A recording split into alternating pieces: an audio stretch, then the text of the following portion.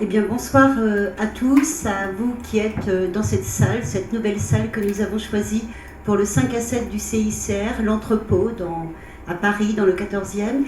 Et bienvenue aussi à tous ceux qui nous suivent sur Internet. Et j'en profite pour préciser que vous pouvez suivre et participer grâce à la chaîne YouTube de l'Humanitaire dans tous ses états et aussi grâce au hashtag 5 à 7 du CICR. Alors bienvenue pour ce dernier 5 à 7 avant l'été, dont on espère qu'il viendra un jour. 5 à 7 sur un sujet extrêmement difficile, les moyens et les méthodes de guerre et les conséquences humanitaires, l'impact sur les populations civiles. Mais je ne vais pas déflorer le sujet et je vais laisser à notre animateur fidèle, Christian Troubet, le soin de nous le présenter ainsi que de nous présenter les orateurs qui ont eu la gentillesse de se prêter au jeu de notre débat. Avant de donner la parole à Christian Troubet, je voulais vous présenter à tous le nouveau chef de la délégation du CICR à Paris, qui va nous rejoindre à la mi-août, mais qui a tenu à participer à ce 5 à 7 du CICR avant l'automne, en la personne de Régis Savioz, donc qui est juste à côté de moi et que nous sommes absolument ravis d'accueillir à Paris tout prochainement. Sans plus attendre, je laisse la parole à Christian pour la présentation de ce dernier 5 à 7 avant l'été et bienvenue, et le prochain, en octobre.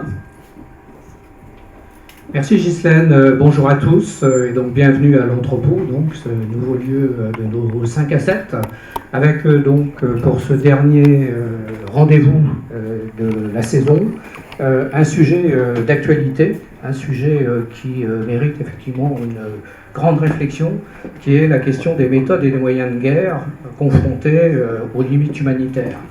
Je ne rappellerai pas des exemples que nous avons tous en tête, mais ce que nous voyons actuellement en Syrie, ce que nous voyons au Yémen, ce que nous voyons dans d'autres terrains d'opération, nous interroge fortement, avec une multiplicité des acteurs, mais surtout avec aussi des populations civiles qui sont de plus en plus atteintes, car au cœur en fait des conflits, au cœur des combats qui sont souvent au cœur des villes. Donc toutes ces questions reposent la question à la fois des méthodes et à la fois des moyens. Et nous avons la chance ce soir d'avoir 5 intervenants qui sont des spécialistes de ces questions-là, mais au-delà même des spécialistes, qui sont aussi des acteurs au quotidien de cette difficulté à mettre en musique les limites du droit humanitaire et en même temps cette nécessité aussi d'intervention sur ces terrains de conflit. Donc nous allons pendant 2 heures essayer déjà peut-être d'y voir plus clair pour savoir de quelle façon, dans ce contexte actuel, qui nous semble souvent, lorsqu'on voit ça de l'extérieur, très brouillon, très complexe, très diffus, et bien dans ce contexte actuel, de rappeler dans un premier temps comment le droit international humanitaire intervient, où il se situe par rapport à ces interventions de conflit, et puis dans un deuxième temps, essayer de voir ensuite comment on peut conduire aujourd'hui des opérations de guerre, que ce soit au fin fond du Sahel, que ce soit en Syrie, ou que ce soit dans d'autres terrains, comment mène-t-on ces opérations de guerre lorsqu'on est participant à des coalitions, par exemple, et ensuite se poser la question aussi des populations, voir comment les populations, face à des armements nouveaux, à une destination des armements, face à des armements aussi qui de plus en plus touchent en dégâts collatéraux ces populations, comment ces populations peuvent venir à leur secours, et puis ensuite se poser la question de l'encadrement du droit et voir si ce droit doit évoluer encore à l'avenir pour mieux être dans le mandat d'humanité qui est celui des humanitaires et en premier lieu du CICR qui organise donc ces débats. Alors, pour vous présenter nos intervenants, je démarrerai par Sylvie Brigaud. Sylvie, bonsoir. Alors, Sylvie, directrice générale de Amnesty International France depuis peu de temps. Voilà, mais Sylvie, on vous a connu aussi depuis des années au cœur de ces questions-là, de ces problématiques pour handicap international, que ce soit sur les questions des mines, que ce soit sur la question de l'armement, des sous-munitions, etc. Vous avez une longue antériorité justement dans ces combats d'ONG qui ont mené à des traités et à faire évoluer justement ce droit international. Marion Libertoussi, donc vous êtes à Handicap International, donc vous êtes à la direction du plaidoyer, voilà, et vous êtes aussi sur l'ensemble de ces dossiers où effectivement Handicap International depuis des années est en pointe avec une coalition internationale, avec des coalitions internationales pour faire évoluer effectivement ce droit. Pour le CICR, nous avons le plaisir d'accueillir donc Kathleen Lavanne, qui est la chef de l'unité Armes à Genève. Voilà, merci d'être avec nous. Vous êtes donc notre hôte et l'organisatrice de ce débat du CICR et notre référent sur toutes ces questions, effectivement, en termes de droit. Et puis, Anne Wang, vous êtes, vous, donc, au ministère des Affaires étrangères. Et au ministère des Affaires étrangères, vous suivez plus particulièrement, effectivement, ces questions d'évolution du droit, de l'armement. Je vous en dirai bien sûr un peu plus tout à l'heure. Et Becky McGregor, vous êtes au ministère de la Défense, auprès de l'état-major, et auprès de l'état-major, justement, dans le cœur opérationnel, vous apportez vos lumières en termes juridiques. Et donc, vous êtes là aussi au cœur du débat d'aujourd'hui. Alors, une question à chacun, c'est un peu la règle du jeu de lancement du 5 à 7 du CICR, une question à chacun, la même question pour vous tous, qui est une question un peu de lancement, sur lequel en quelques mots vous pouvez déjà réagir. La question est la suivante, c'est une question de quelqu'un qui est un observateur extérieur, qui est se dire, mais quand on voit effectivement des situations comme la Syrie, quand on voit ce qui se passe au Yémen, quand on voit ce qui se passe sur d'autres terrains d'opération aujourd'hui, on se dit, mais est-ce que le droit international humanitaire a encore même quelque chose à dire, son mot à dire dans tout ça, vu l'évolution? Sylvie, peut-être, une réaction, et puis ensuite chacun pourra réagir. Merci beaucoup, Christian. C'est bon. Vous m'entendez? Ça marche? Ouais, okay. C'est bon. Bonsoir à tous. Ravie et assez impressionnant d'être là. Donc, je suis ravie, j'essaierai de partager ce moment avec vous. Aussi, voilà, de façon aussi interactive aussi que possible, je crois, avec mes collègues. C'est une grande question, évidemment. Mais quand on sait, j'ai juste envie de répondre dans un premier temps que quand on sait qu'aujourd'hui, dans les conflits que vous venez de citer et d'autres qu'on a tous en tête, on a 80%, plus de 80% des personnes qui sont des victimes, qui sont des personnes civiles. Et quand on sait que le droit international humanitaire, l'objectif du droit international humanitaire, c'est bien évidemment de protéger ces personnes.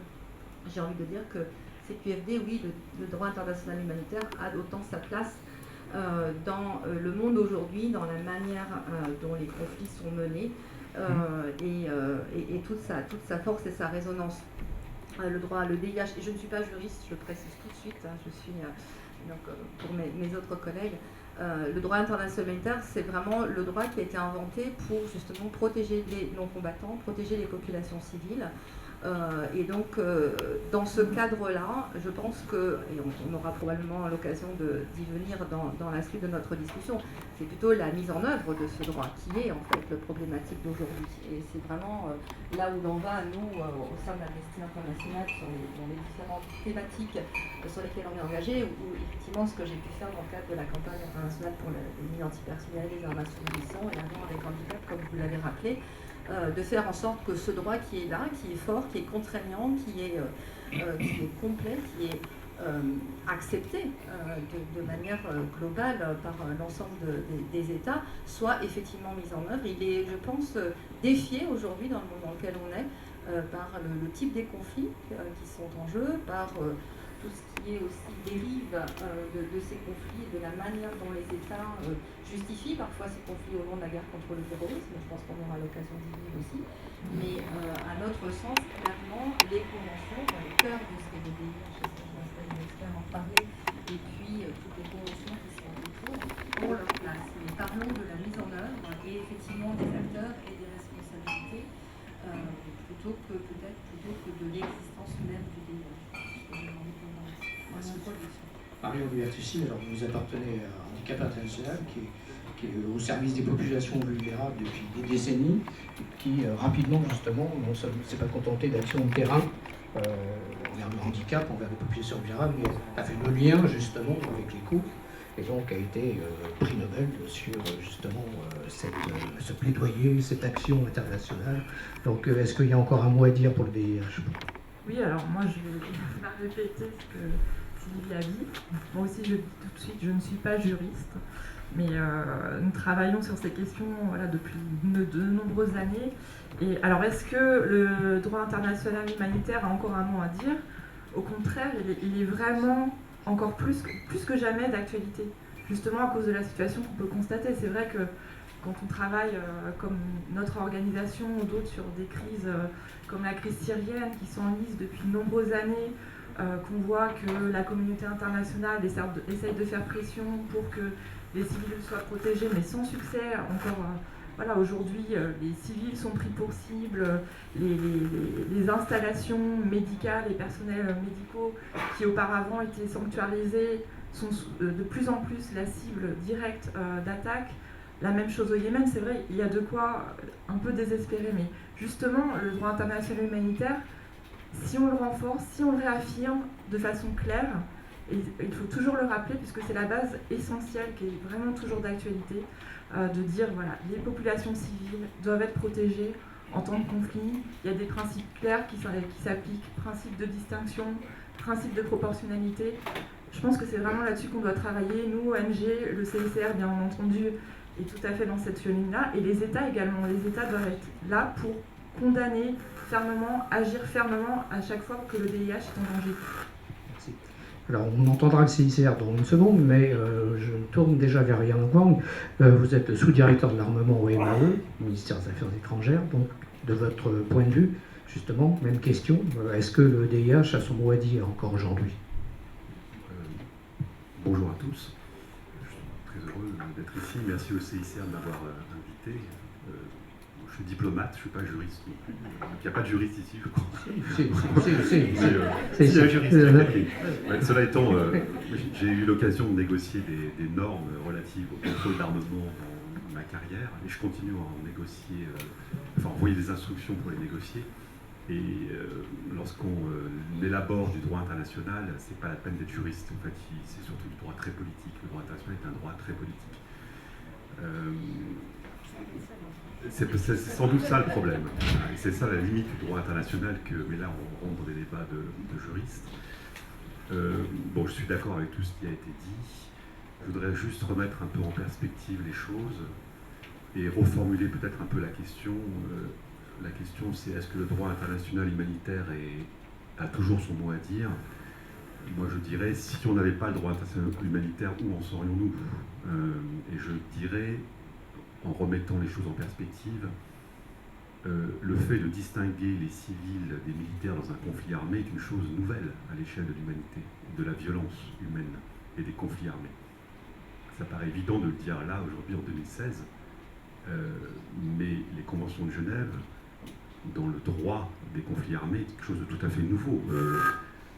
Pendant la Deuxième Guerre mondiale, la façon dont les hostilités ont été conduites lors de la Deuxième Guerre mondiale, c'est des millions de civils qui sont morts du fait de bombardements.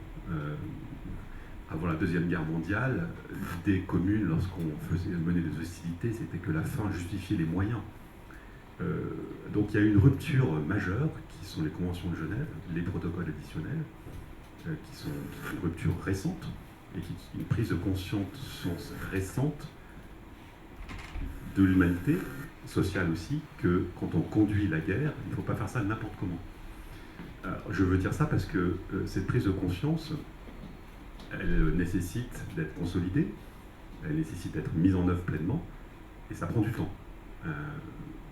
Ça demande de l'énergie, ça demande de la volonté politique, ça demande des règles d'engagement, des règles de conduite partagées, ça a des conséquences stratégiques.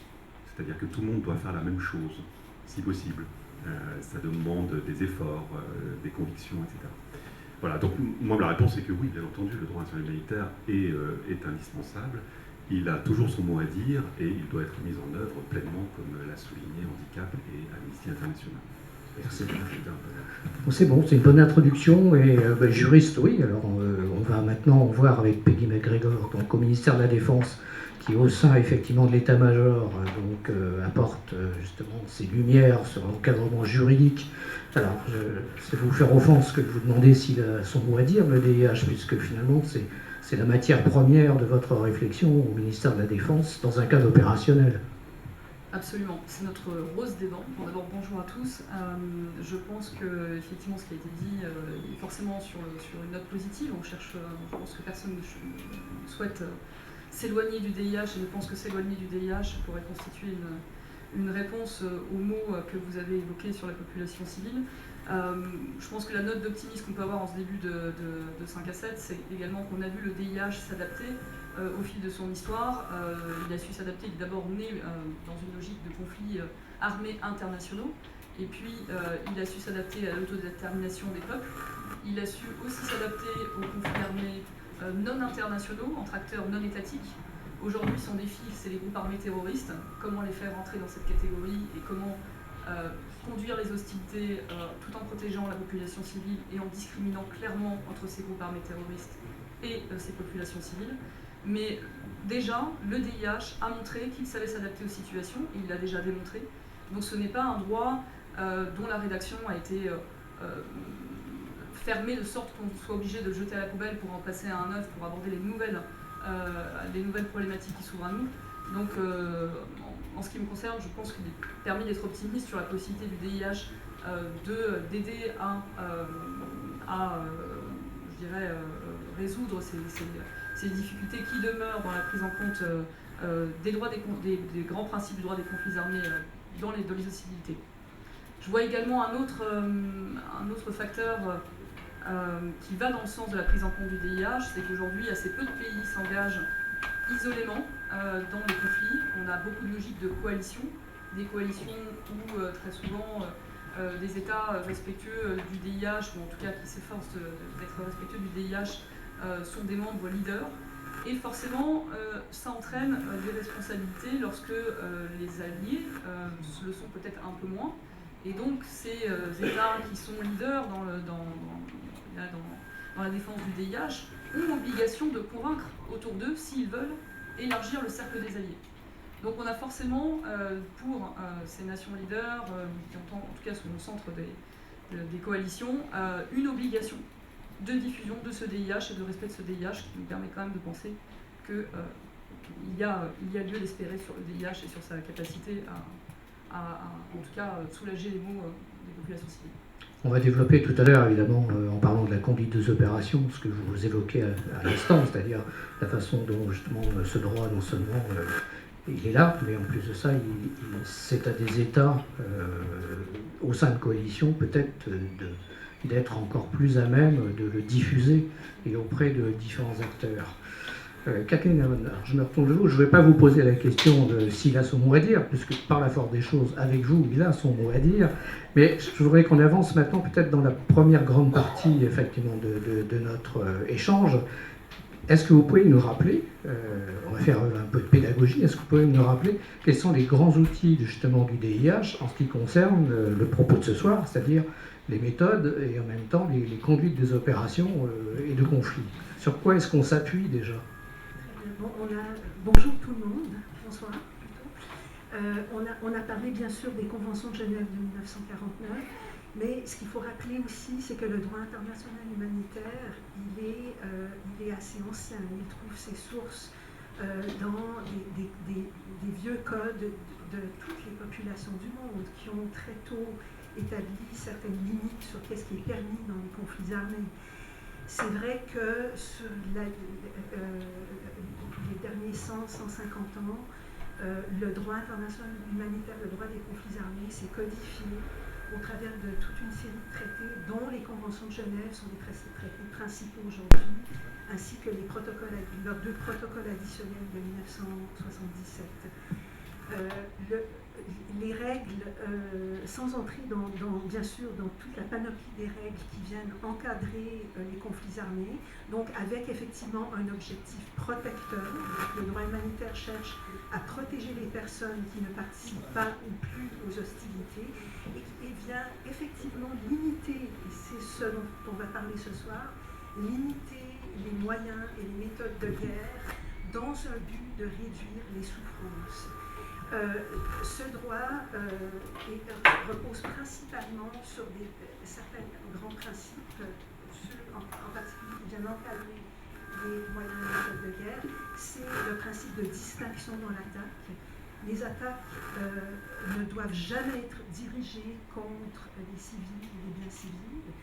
Le principe de proportionnalité dans l'attaque qui exige un calcul des effets incidents, des dommages civils incidents et pertes civiles incidentes, et s'assurer que ces pertes ne seront pas excessives au regard de l'avantage militaire concret et direct attendu. Et enfin, le principe de proportionnalité, de précaution dans les attaques. Donc, les combattants doivent prendre toutes les précautions possibles, encore pour minimiser le plus possible les dommages civils.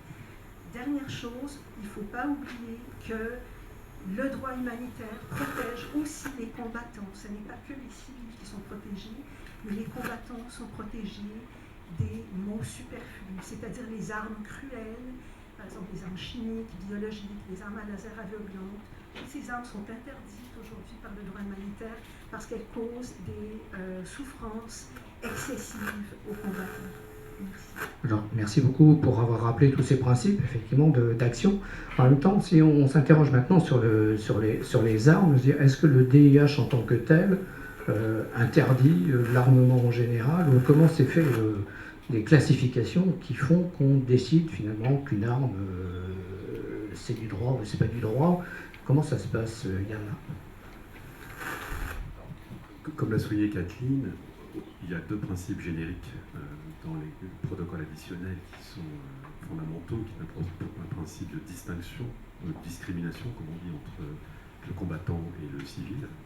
Et il y a un principe de proportionnalité dans l'attaque. C'est des principes fondamentaux, c'est-à-dire que lorsque les États décident de mener des opérations, ils doivent adapter leurs moyens aux objectifs. Donc on ne va pas utiliser un gros missile pour frapper un combattant. C'est un exemple.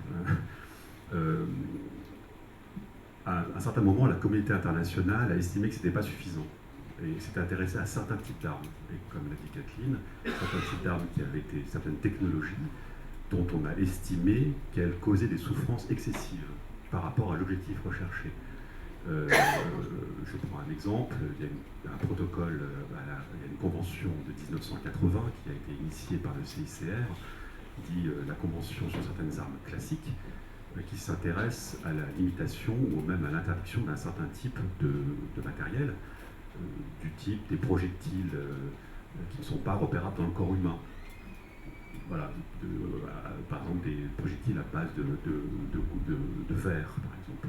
Alors si ce n'est pas repérable dans le corps humain, on ne peut pas soigner le combattant, parce qu'on ne peut pas repérer le projectile, donc c'est une souffrance excessive. Donc on a décidé d'interdire ce type d'armes. Mais ça veut dire aussi que les États qui décident d'interdire ce type d'armes sont les seuls à être contraints par cette interdiction. Il faut aussi que ceux qui n'ont pas signé cette convention, en théorie, sont susceptibles de l'utiliser sans responsabilité ni juridique ni politique.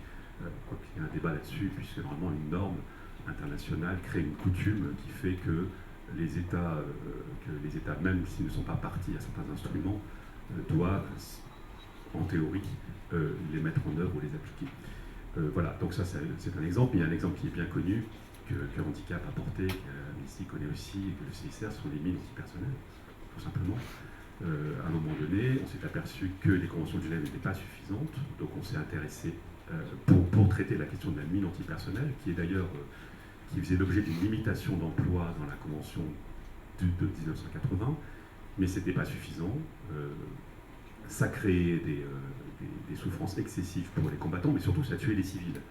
Donc la communauté internationale s'est saisie du sujet et a adhéré à une convention internationale, qui est la convention d'Ottawa, sur les mines antipersonnelles, mais c'est un exemple. Il y a aussi les sous-munitions, et il y en a d'autres, les lasers aveuglantes, ce type d'armes. Mais je ne vais pas rentrer dans les détails. Parce que on va justement développer avec Sylvie Brigaud, et puis aussi Marion.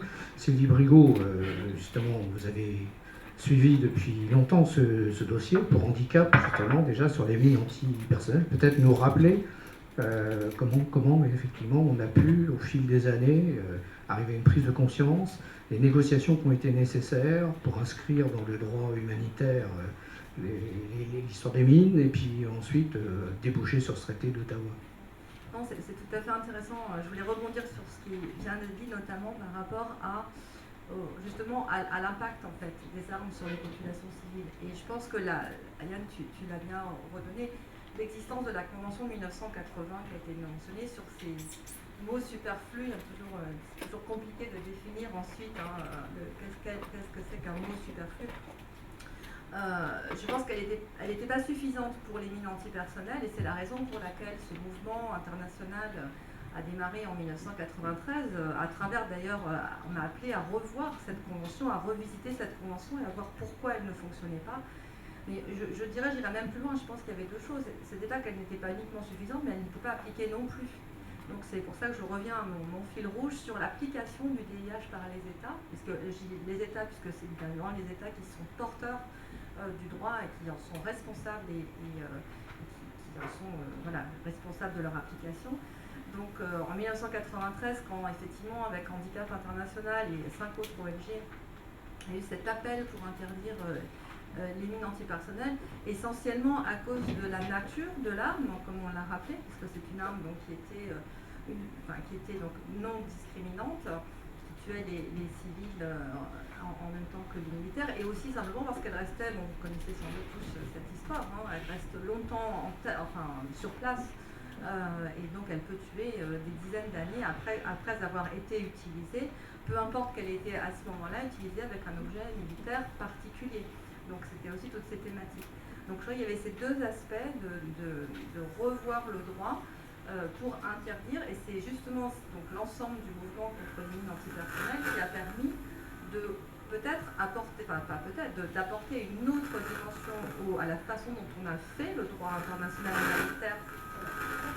Comment ça fonctionne ça à partir donc en 1997 avec la négociation de l'interdiction de l'arme. Et toute la problématique, ça a été de convaincre, et c'est ce qui a été fait au final, que les mines antipersonnelles en tant que telles, qui étaient à l'époque, au milieu des années 80-90, considérées comme une crise humanitaire au niveau international, en raison de la prolifération et du nombre de victimes, les mines antipersonnelles ont été considérées comme devant être interdites parce que leurs conséquences n'étaient pas jugulables, on va dire.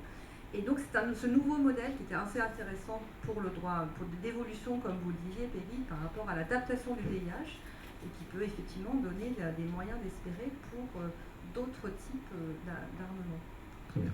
Alors, on va passer évidemment sur les bombes à sous-munitions. Alors, ça, c'est le combat qui a suivi, et Marion peut l'évoquer, puisque dès 2006, vous avez travaillé sur ces campagnes.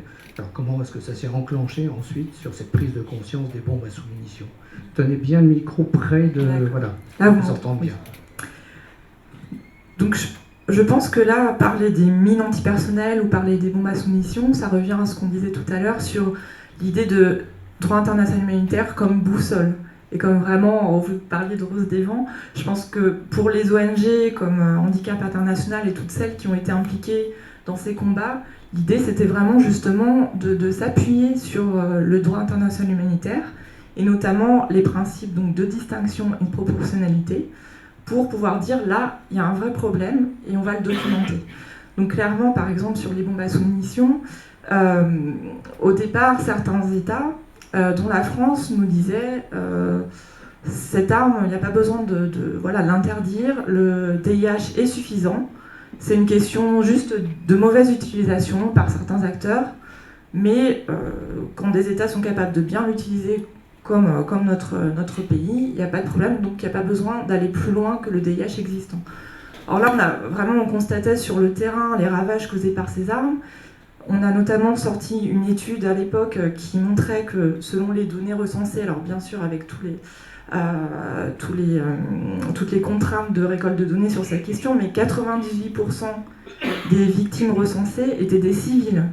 Donc là, clairement, on ne peut plus parler juste de problèmes d'utilisation par certains acteurs. C'est vraiment que par nature, et pas seulement par leur utilisation, ces armes ne respectent pas le principe de distinction et sont donc contraires au DIH. Et je pense que quand il y a eu cette prise de conscience, alors bien sûr portée par plein d'États, par le CICR, par les Nations Unies, voilà, on a pu tous ensemble lancer un mouvement pour aboutir à l'interdiction de ces armes. Sur la question, alors, vue du ministère de la Défense, alors, la France, évidemment, fait partie des États responsabilisés sur ces questions-là, responsables au niveau des traités, au niveau des interdictions, des utilisations. Mais ma question est la suivante, c'est comment est-ce que vous prenez en compte aujourd'hui justement ce qui peut être à la frontière du droit humanitaire et des armements, quand on voit les armements évoluer aussi très vite en termes de technologie?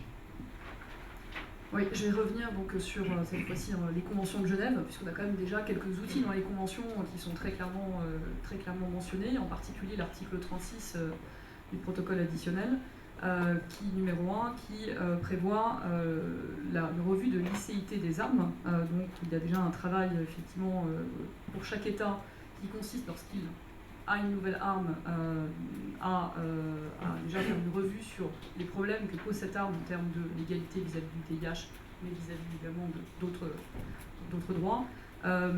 Et c'est déjà une première étape qu'on peut mener de différentes manières selon les États, mais qui est déjà un principe général, qui est que quand on produit une nouvelle arme, on s'interroge sur sa licéité en termes d'utilisation. Ce qui fait que je pense qu'il y a eu beaucoup d'évolutions sur ce sujet, c'est-à-dire on est beaucoup plus attentif à étudier le gabarit d'une arme, à essayer de maîtriser quels sont ses effets, pour pouvoir justement mener cette étude et avoir une idée de son utilisation selon les milieux et les environnements. Donc on trouve déjà dans le DIH un certain nombre de dispositions qui nous aiguillent là-dessus.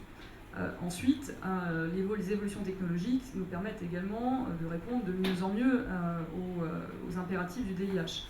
Entre des situations où, si on cite la guerre du Kosovo ou l'Afghanistan, on était encore entre 35 à 50% d'armes qui étaient non guidées. Aujourd'hui, sur les conflits actuels, on est quasiment sur du 100% d'armes guidées.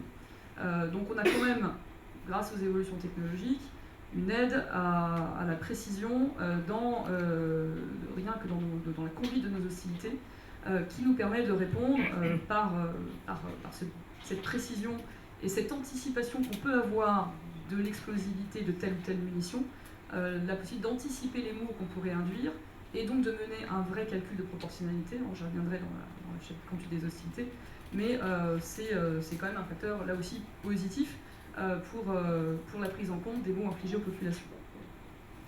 Côté CICR, alors, où sont les priorités quand on parle d'armement aujourd'hui pour le CICR?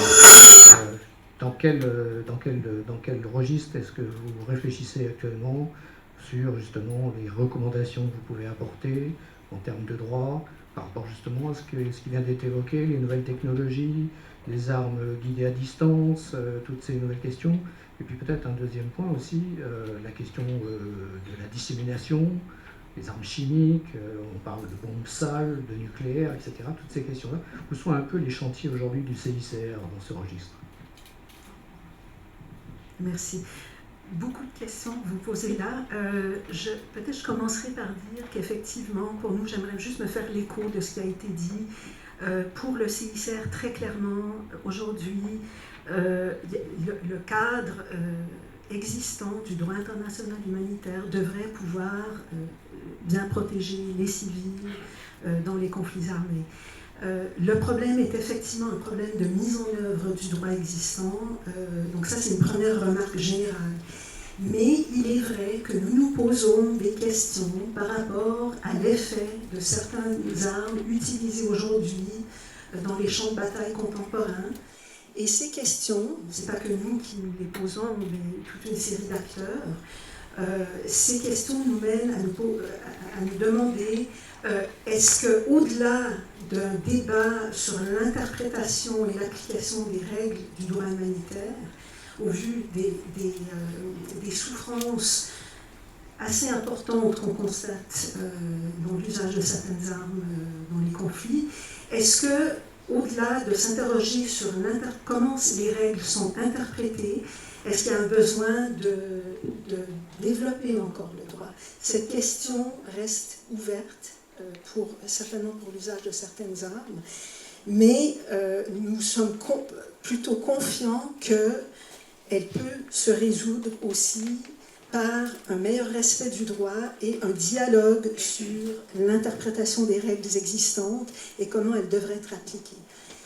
Je citerai qu'un exemple, c'est effectivement l'exemple de la guerre urbaine. Aujourd'hui, on voit les conflits armés sont conduits, les hostilités sont conduites de plus en plus en milieu urbain, en zone peuplée. Donc ça pose effectivement des défis pour les parties au conflit qui n'existaient pas forcément il y a 50 ou même 100 ans.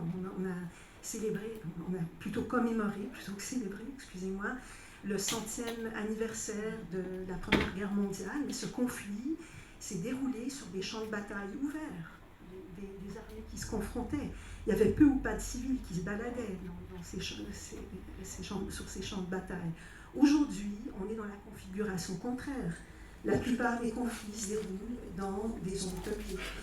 Donc, effectivement, ça pose des défis au regard des règles du VIH que j'ai évoquées tout à l'heure et qui découlent du principe de distinction dans l'attaque. Et aussi, ce qu'il faut regarder, c'est est-il approprié de continuer à mener des guerres, mener des combats avec des armes qui étaient conçues pour usage dans des champs de bataille ouverts. Et on a des questions sérieuses à se poser à cet égard. Et effectivement, vous posez la question d'un chantier pour le CICR. En voilà un. Et nous invitons les forces armées à un dialogue sur effectivement leur choix de moyens et de méthodes de guerre dans des guerres urbaines, en zone urbaine. On va s'attarder justement dans une petite minute sur justement ce concept des armes explosives en milieu peuplé, ou très peuplé, à travers 2 films que nous allons lancer dans une petite minute. Mais je voulais revenir sur ce que vous avez dit sur l'interpellation que le CICR fait auprès des protagonistes qui visiblement ne respectent pas des règles de DIH dans les conflits. Je prendrai un exemple. En Syrie, on voit actuellement un participant donc, qui n'est pas dans la coalition, mais un participant au champ de bataille utiliser visiblement des armes à sous-munitions. Le CICR réagit de quelle façon concrètement dans ces cas-là vis-à-vis de ce protagoniste du champ de bataille? Je répondrai assez brièvement. Dans la mesure où nous avons un dialogue avec ce protagoniste, avec cette partie au conflit, nous soulèverions nos préoccupations dans ce dialogue bilatéral et confidentiel. Donc nous soulèverions de manière confidentielle nos préoccupations par rapport au respect ou au non-respect du droit humanitaire. Pour les bombes à sous-munitions en particulier, ce qui complique un peu la donne, c'est que le traité interdisant les bombes à sous-munitions n'est pas d'adhésion universelle aujourd'hui. Par contre, bien sûr, si ces armes sont utilisées de manière qui clairement viole les règles de distinction dans l'attaque, proportionnalité dans l'attaque, une interdiction des attaques indiscriminées, c'est-à-dire des attaques qui utilisent un moyen qui ne distingue pas les civils des combattants, où on n'arrive pas à diriger l'attaque contre un objectif militaire précis, et bien là, effectivement, on soulèverait nos préoccupations. Très bien. Alors je vous propose qu'on regarde deux petits films réalisés donc, par le CICR. Un premier qui va nous entraîner sur le champ de bataille du Yémen et avec les dommages sur les populations. Et ensuite un deuxième petit film pédagogique justement sur les conséquences des armes explosives en zone peuplée.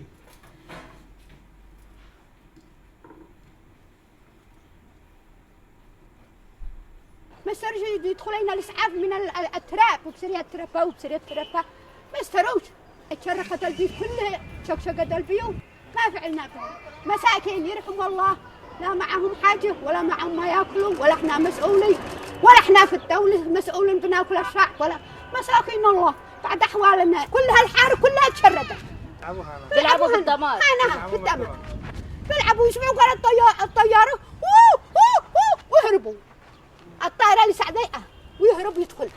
نعم. حنا نسمع حنة الطيارة بس حنة الطيارة ويغور ويدخل. الجاهل اللي سعديقه سيروا يا جهل ابوها الجاهل اللي صغير سعديقه وقعدوا بيقولوا الطياره الطياره الطياره.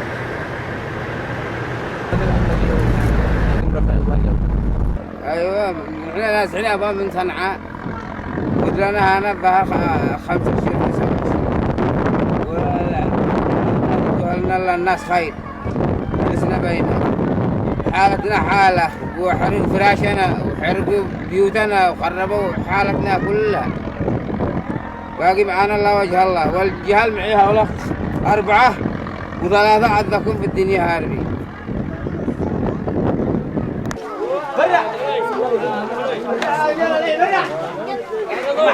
كنا نتفاهمون من بني ادم مع بعض.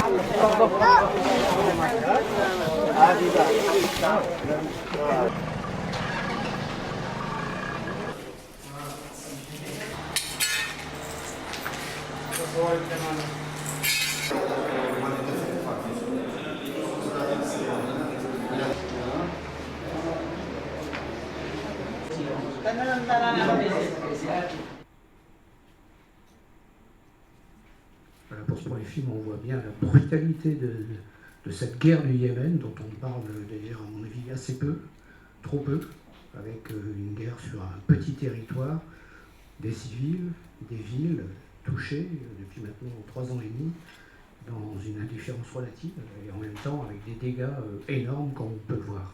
Alors on va compléter avec un deuxième film du CICR, effectivement, qui montre comment ces armes explosives en zone peuplée, ou très densément peuplée, urbaine, effectivement, débouchent sur des dégâts pour les populations, et en même temps, au-delà, par d'autres dommages qui sont collatéraux, qui touchent à la vie même de ces populations.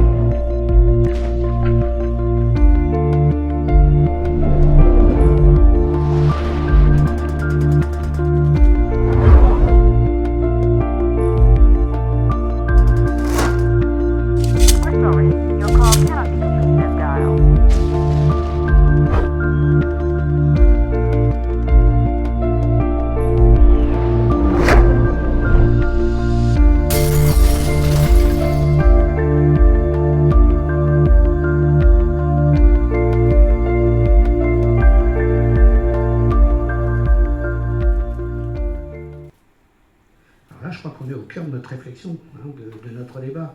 On voit bien que finalement, si on croise ce qu'est aujourd'hui le monde, avec effectivement des conflits de plus en plus au cœur des villes, au cœur des populations civiles, avec des combattants qui se mélangent aux populations, comme on peut le voir en Syrie, comme on peut le voir au Yémen ou ailleurs, quand on croise effectivement ces technologies d'armement, qu'on nous présente souvent d'ailleurs comme des technologies bienfaitrices, quelque part, entre guillemets, parce qu'elles ciblent, soi-disant, leurs objectifs, alors qu'on voit que les dégâts collatéraux sont toujours évidemment présents.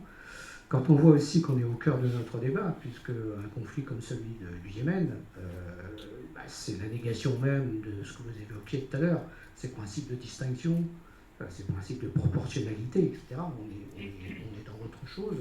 Donc ça, c'est le monde d'aujourd'hui. Donc je me retournerai vers Sylvie et Mario, peut-être, en termes de droits humains. Voilà, Amnesty International pour Sylvie, handicap pour Marion. Qu'est-ce que vous constatez, vous, justement, de ces nouvelles problématiques de guerre et de leur impact sur les populations? Sylvie? Oui, plusieurs choses avec ces différents échanges. Je pense que on revient toujours à la façon dont, effectivement, dont le DIH est appliqué et dont les populations sont prises en compte. Alors j'essaie de juste rassembler un peu mes idées parce qu'il y a plusieurs choses. Je pense que vous venez de mentionner les attaques au Yémen de bombes à sous-munitions par la coalition menée par l'Arabie Saoudite. Hein. On a lancé aujourd'hui une opération, un appel en fait pour demander la suspension de ces droits de membres au Conseil des droits de l'homme de l'Arabie Saoudite, notamment à cause de ces attaques disproportionnées menées au Yémen. Et l'idée de la coalition au Yémen, c'est aussi vraiment, c'est un vrai choix de non-discrimination. Et c'est ce que l'on dénonce, et c'est ce qu'un certain nombre d'humanitaires, donc cet appel aujourd'hui est conjoint avec Human Rights Watch et Amnesty International.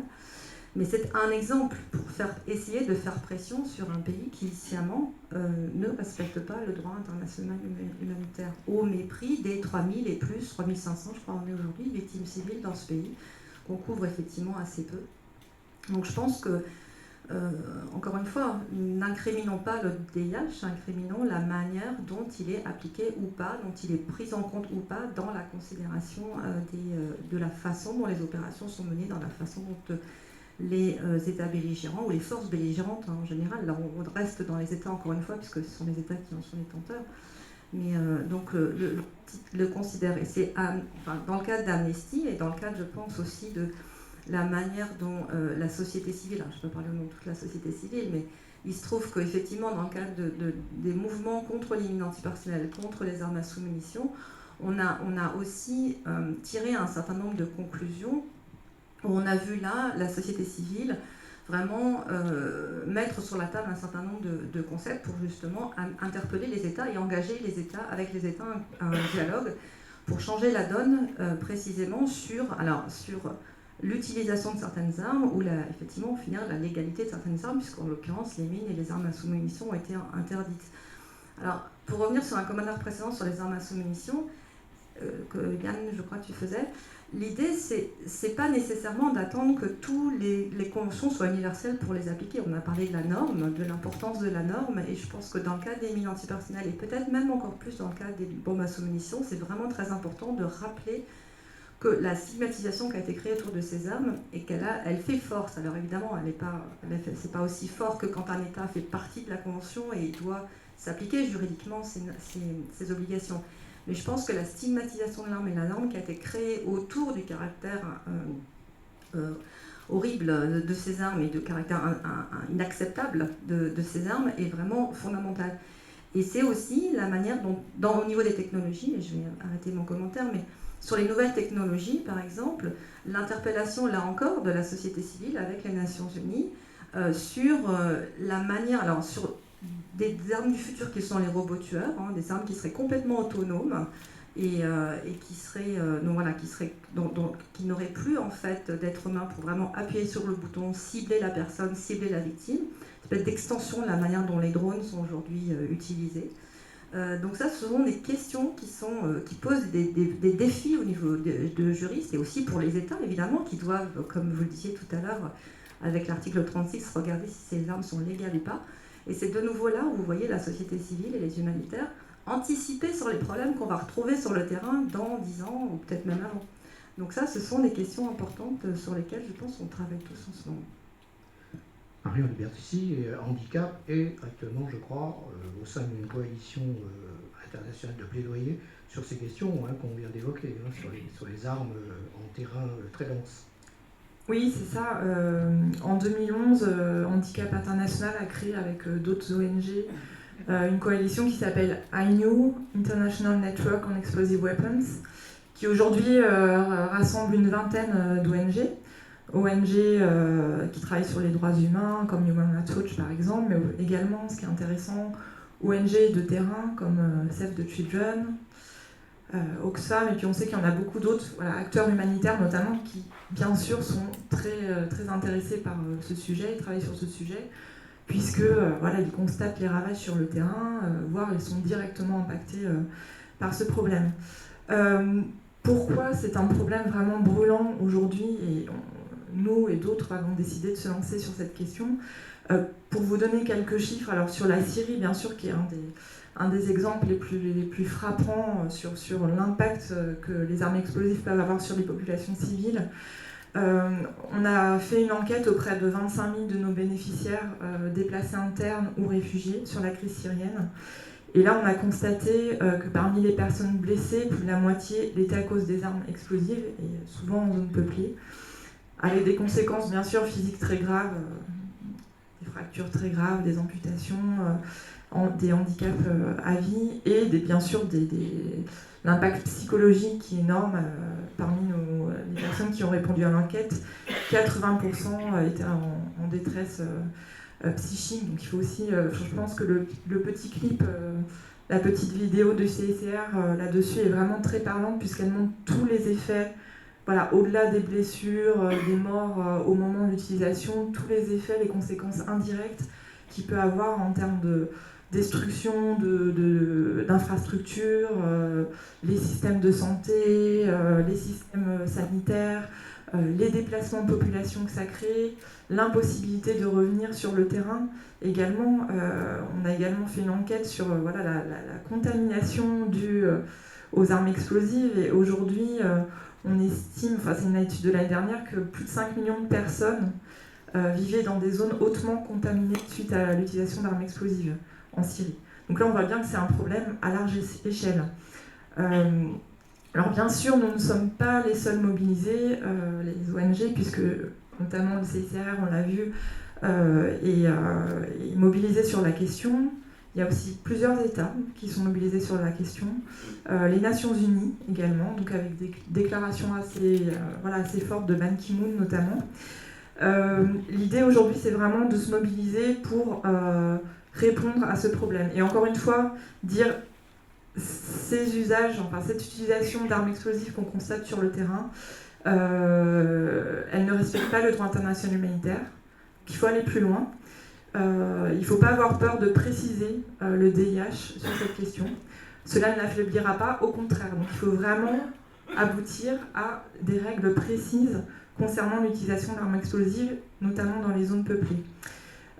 On part aujourd'hui sur l'idée d'un engagement politique international qui est lancé par un petit groupe d'États aujourd'hui qui souhaite aboutir donc, à un texte qui, pour les signataires, les oblige à respecter certaines règles, notamment à ne pas utiliser d'armes explosives à large rayon d'impact, puisque ce sont vraiment celles qui posent problème. Alors sans rentrer dans trop de considérations techniques, mais ça peut être effectivement, comme le disait Yann, une grosse bombe, large effet d'impact qui va être tiré sur une zone peuplée et donc forcément créer des ravages sur un large champ et forcément toucher des civils.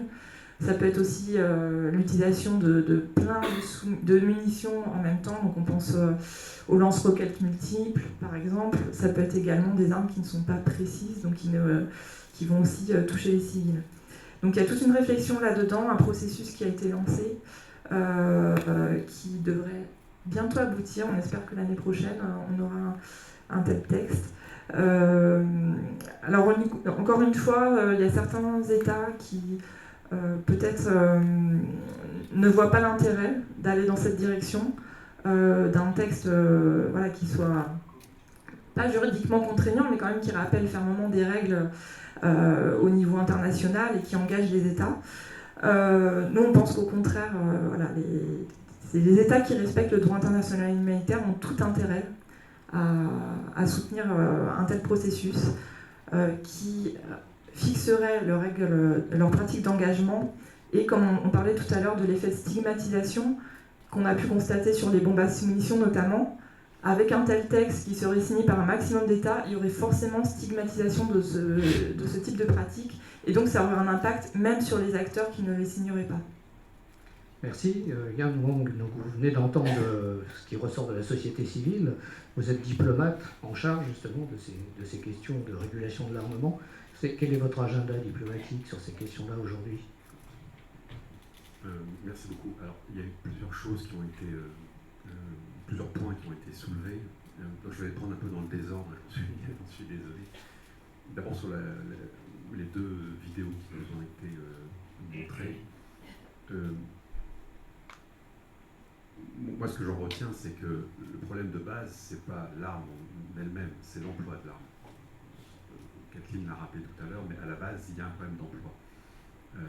Puisque nous, notre position, c'est que le droit international humanitaire existant suffit, en théorie, pour éviter ce type de problème. Donc il y a manifestement, lorsqu'on voit cette vidéo, un problème de respect du droit, ou plutôt de non-respect du droit. Ça, c'est le premier point. Deuxième point, vous avez indiqué qu'il y a un problème avec certaines armes, certaines technologies. Là, je pense qu'il faut vraiment nuancer, puisque certaines technologies sont développées précisément pour discriminer. Les efforts qui sont faits par les industriels, et qui ont un dialogue permanent avec l'État français, c'est pour développer des armes discriminantes, qui distinguent les civils des combattants, et qui améliorent la précision. Et je parle sous le contrôle du ministère de la Défense, mais c'est vers ça que l'on travaille et que l'on tend. Donc il ne faut pas avoir une approche simpliste. Ce n'est pas parce que l'arme existe et que les technologies évoluent qu'elles entraînent forcément des dommages collatéraux, je n'aime pas cette expression, c'est une expression américaine, mais entraînent des non-respects du droit international humanitaire. Le problème de base, c'est que certains pays, certains États, ne respectent pas pleinement le droit international humanitaire. Alors comment faire Handicap a mis sur la table une proposition sur l'emploi d'armes à large rayon d'impact en zone densément peuplée. Je crois que le mérite de la société civile, c'est de nous faire prendre conscience qu'il y a un problème. Et là, on les remercie. Et on est tous, nous, la France en premier, on reconnaît qu'il y a un problème de non-respect du droit international humanitaire, et il y a un problème. Il faut le traiter. Alors, il y a différentes façons de divergence sur la façon d'atteindre l'objectif. L'objectif, ce n'est pas d'avoir une déclaration politique. L'objectif, c'est que les États respectent le droit international humanitaire et de travailler ces États. La limite de l'exercice dans les processus diplomatiques, et surtout dans des contextes géostratégiques et des contextes politiques tendus, tels qu'on a en ce moment, les relations russo-américaines ne sont pas au meilleur en ce moment. On ne peut pas dire le contraire. J'ouvre une parenthèse. L'ensemble des instruments de contrôle d'armement et de désarmement ambitieux qui ont été négociés ces dernières années ont pu être négociés dans les années 90, lorsque la Russie et les États-Unis s'entendaient, ou plutôt lorsque la Russie était en une certaine position de faiblesse pour accepter un certain nombre d'instruments. Si de nos jours on arrive avec un projet d'instrument, par exemple sur l'interdiction, imaginons qu'en 2016 la convention d'interdiction des armes chimiques n'existait pas et que la France arrive avec un projet aujourd'hui comme ça, on aurait toutes les difficultés pour négocier cette norme parce que les conditions politiques ne sont pas favorables.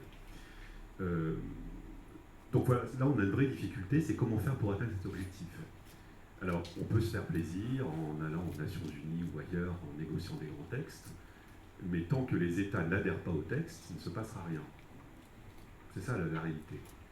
La Convention d'Oslo sur l'interdiction des armes à sous-munitions, ou même celle d'Ottawa, qui est un succès juridique, qui est un succès normatif, pose quand même des difficultés dans la mesure où tout le monde n'y adhère pas, tous les États n'y adhèrent pas. Ça a été un succès jusqu'en 2013, 2014. Je voudrais juste ouvrir une parenthèse, mais en 2014, on s'est aperçu que par exemple l'Est de l'Ukraine était truffé de mines antipersonnelles. Tout d'un coup, tout ça est réapparu. On s'est aperçu que des stocks considérables existaient, n'avaient pas été détruits, malgré les dispositions importantes qui sont contenues dans la Convention d'Ottawa. Donc il y a un problème d'efficacité de la norme aussi. Et la norme est efficace dès lors que l'ensemble des États, et notamment les principaux États qui conduisent des hostilités, y adhèrent. Et c'est toute la difficulté de l'exercice. Il y a un problème d'adhésion, il y a un problème de respect. Voilà, donc nous, bon, pour revenir à la question, qu'est-ce qu'on fait, quel est notre agenda,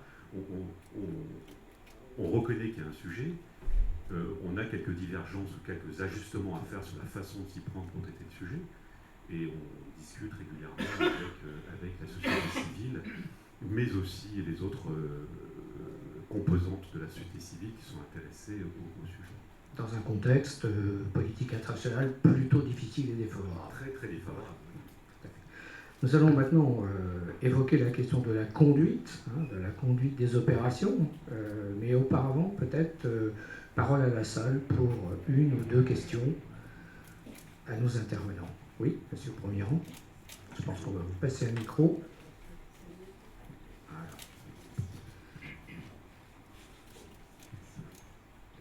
Oui, bonjour. Présentez-vous. Oui, donc Daniel Lago, Association d'études sur le droit international et la guerre. Alors, bon, merci à tous. Quelques questions quand même. Alors d'abord, le droit... bon, ça a été rappelé que tous les États n'adhèrent pas aux conventions internationales. Alors, il existe à côté de ça le droit coutumier. Et dans le domaine du droit coutumier, il y a plusieurs versions du droit coutumier, malheureusement. Et dans ce domaine, il existe deux qui sont importantes, qui sont d'une part celle du CICR de 2005, et d'autre part celle du statut de la Cour pénale internationale, qui affirme définir les lois et coutumes de la guerre. Donc voilà, ils existent ces deux-là, et elles sont très différentes. En particulier, citons un exemple, le statut de la CPI n'interdit pas les armes biologiques, chimiques ou les armes classiques associées aux différentes conventions de 97 ou de 80. Bon, ce n'est pas interdit. Autre exemple, dans le domaine des conflits internes, le statut de la CPI est très faible. Très faible, qui prétend donc définir le droit coutumier. Donc j'aimerais avoir un peu de sentiment de... Alors, c'était vrai en 98, il y a eu l'étude sur le droit coutumier de 2005 du CICR, le statut de la CPI n'a pas été modifié. En 2010, à part des très légères nuances, en 2010. D'ailleurs, à ce propos-là, aussi une question pour Amnesty. Amnesty s'appuie, à mon avis à juste titre, sur le droit coutumier et sur l'étude du CICR pour dénoncer l'emploi des mines antipersonnelles, les bombardements indiscriminés, etc., etc. Mais en même temps, Amnesty a refusé de poser ces questions, c'était en 2010, lors de la révision du statut en 2010. Est-ce que depuis il y a une évolution d'Amnesty? Donc ça c'est une question donc, pour vous, pour Amnesty. Alors maintenant, je voudrais quand même une question quand même à propos de la France. Dans le protocole additionnel, la France a ratifié en 2001 le protocole additionnel, les protocoles additionnels de 1977. Le protocole 1 a été ratifié avec une vingtaine de réserves qui affaiblissent très sensiblement à la fois la définition des conflits dits internes ou internationaux et qui affaiblissent très sensiblement le principe de proportionnalité. Alors, je comprends que c'était le cas. Ah ben oui, c'est la vérité. Il n'a pas l'air content, mais c'est la vérité. D'accord. Enfin, c'est la vérité. Il y a une vingtaine de réserves dans ce sens-là. Alors moi, j'aimerais... alors depuis, je pense que les choses ont probablement évolué, mais à ma connaissance, ces réserves n'ont pas été supprimées. Alors la raison d'ailleurs pour laquelle les choses peuvent évoluer du point de vue de la France est une mauvaise raison. C'est que la France a mis au point des méthodes, effectivement, c'est ce que vous avez rappelé, de détection et d'attaque beaucoup plus perfectionnées, qui permettent de viser de manière beaucoup plus précise, bien que ça soit loin d'être parfait. Donc la France serait plus partant, peut-être, pour supprimer ces réserves concernant le principe de proportionnalité. Cela dit, il reste que les autres pays qui n'ont pas les moyens des grands pays occidentaux, eux, n'ont pas les mêmes facilités, et ça pose un problème. Bon, alors je voudrais terminer, excusez-moi d'être un peu long, par une dernière remarque. Dernière remarque. Bon, d'abord, les armes nucléaires, je suppose que vous en reparlerez, donc on verra ça en temps utile. Et une dernière remarque qui rejoint ce que notre représentant du CIC a dit au début, concernant les combattants. Quelqu'un a dit qu'il y avait 80% aujourd'hui des personnes qui étaient tuées, qui étaient des civils. En vérité, ce n'est pas exact à ma connaissance. Bien sûr, le problème des civils est un problème totalement crucial, nous le savons tous, et qui, pendant longtemps, ça a été, depuis la Deuxième Guerre mondiale, ça a été le problème crucial. Et cela dit, aujourd'hui, si on regarde le cas de la Syrie, d'après toutes les informations qu'on a, en recoupant les sources, CICR confirmera ou non, enfin moi, en recoupant les sources à notre disposition, y compris de l'OSDH, qui est favorable, qui est du côté de l'opposition, En Syrie, il y a un tiers, un tiers, un tiers. Un tiers, c'est des combattants du côté du régime syrien et des forces qui sont associées. Un tiers, c'est du côté approximatif, hein, c'est du côté des combattants d'opposition. Et un tiers sont des civils. Il n'y a pas la proportion des 80%. Et ce qui fait que... Alors, et les combattants, donc aujourd'hui, sont très largement victimes des guerres partout.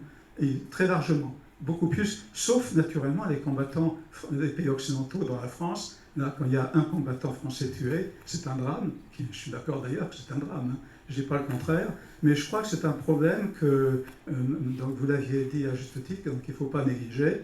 Mais voilà, j'aimerais que vous commentiez quand même un peu plus là-dessus et que vous confirmiez ou non ce chiffre de 80% de civils tués qui a été mentionné. Merci pour vos remarques. Excusez-moi pour la longueur. Très précises, très pointues, et les questions qui en découlent. On va commencer avec vous, peut-être Kathleen, il y a 2 points au moins qui vous concernent. Okay, merci. Écoutez, ça va être très bref sur la question du droit coutumier. Le CICR a effectivement publié sa lecture de quelles sont les règles du droit coutumier en 2005. Elle a publié cela.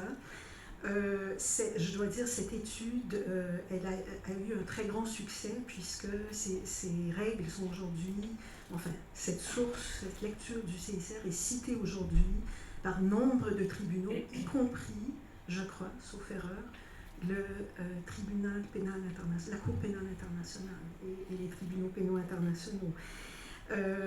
Donc oui, bien sûr, le statut de la CPI, non seulement le statut de la CPI, mais aussi les statuts des tribunaux pénaux internationaux pour l'ex-Yougoslavie, le Rwanda, Sierra Leone, déclinent des violations du droit international humanitaire coutumier, des violations graves qui sont des crimes de guerre.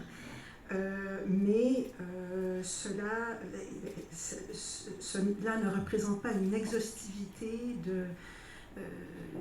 des règles du droit humanitaire, des règles coutumières du droit humanitaire. Je crois que c'est deux choses différentes. Notre étude... Non, mais le CICR, juste pour clarifier, le CICR, on a publié une longue liste de règles qui doivent être respectées pendant les conflits armés, mais indépendamment d'une définition des crimes de guerre. Il y a une règle, enfin il y a quelques règles dans cette étude qui tentent de définir les crimes de guerre en vertu du droit coutumier, mais sinon l'étude elle-même va bien au-delà de cet exercice. Donc j'ai juste l'impression qu'on compare 2 choses différentes, c'est pour ça que je réponds dans ce sens.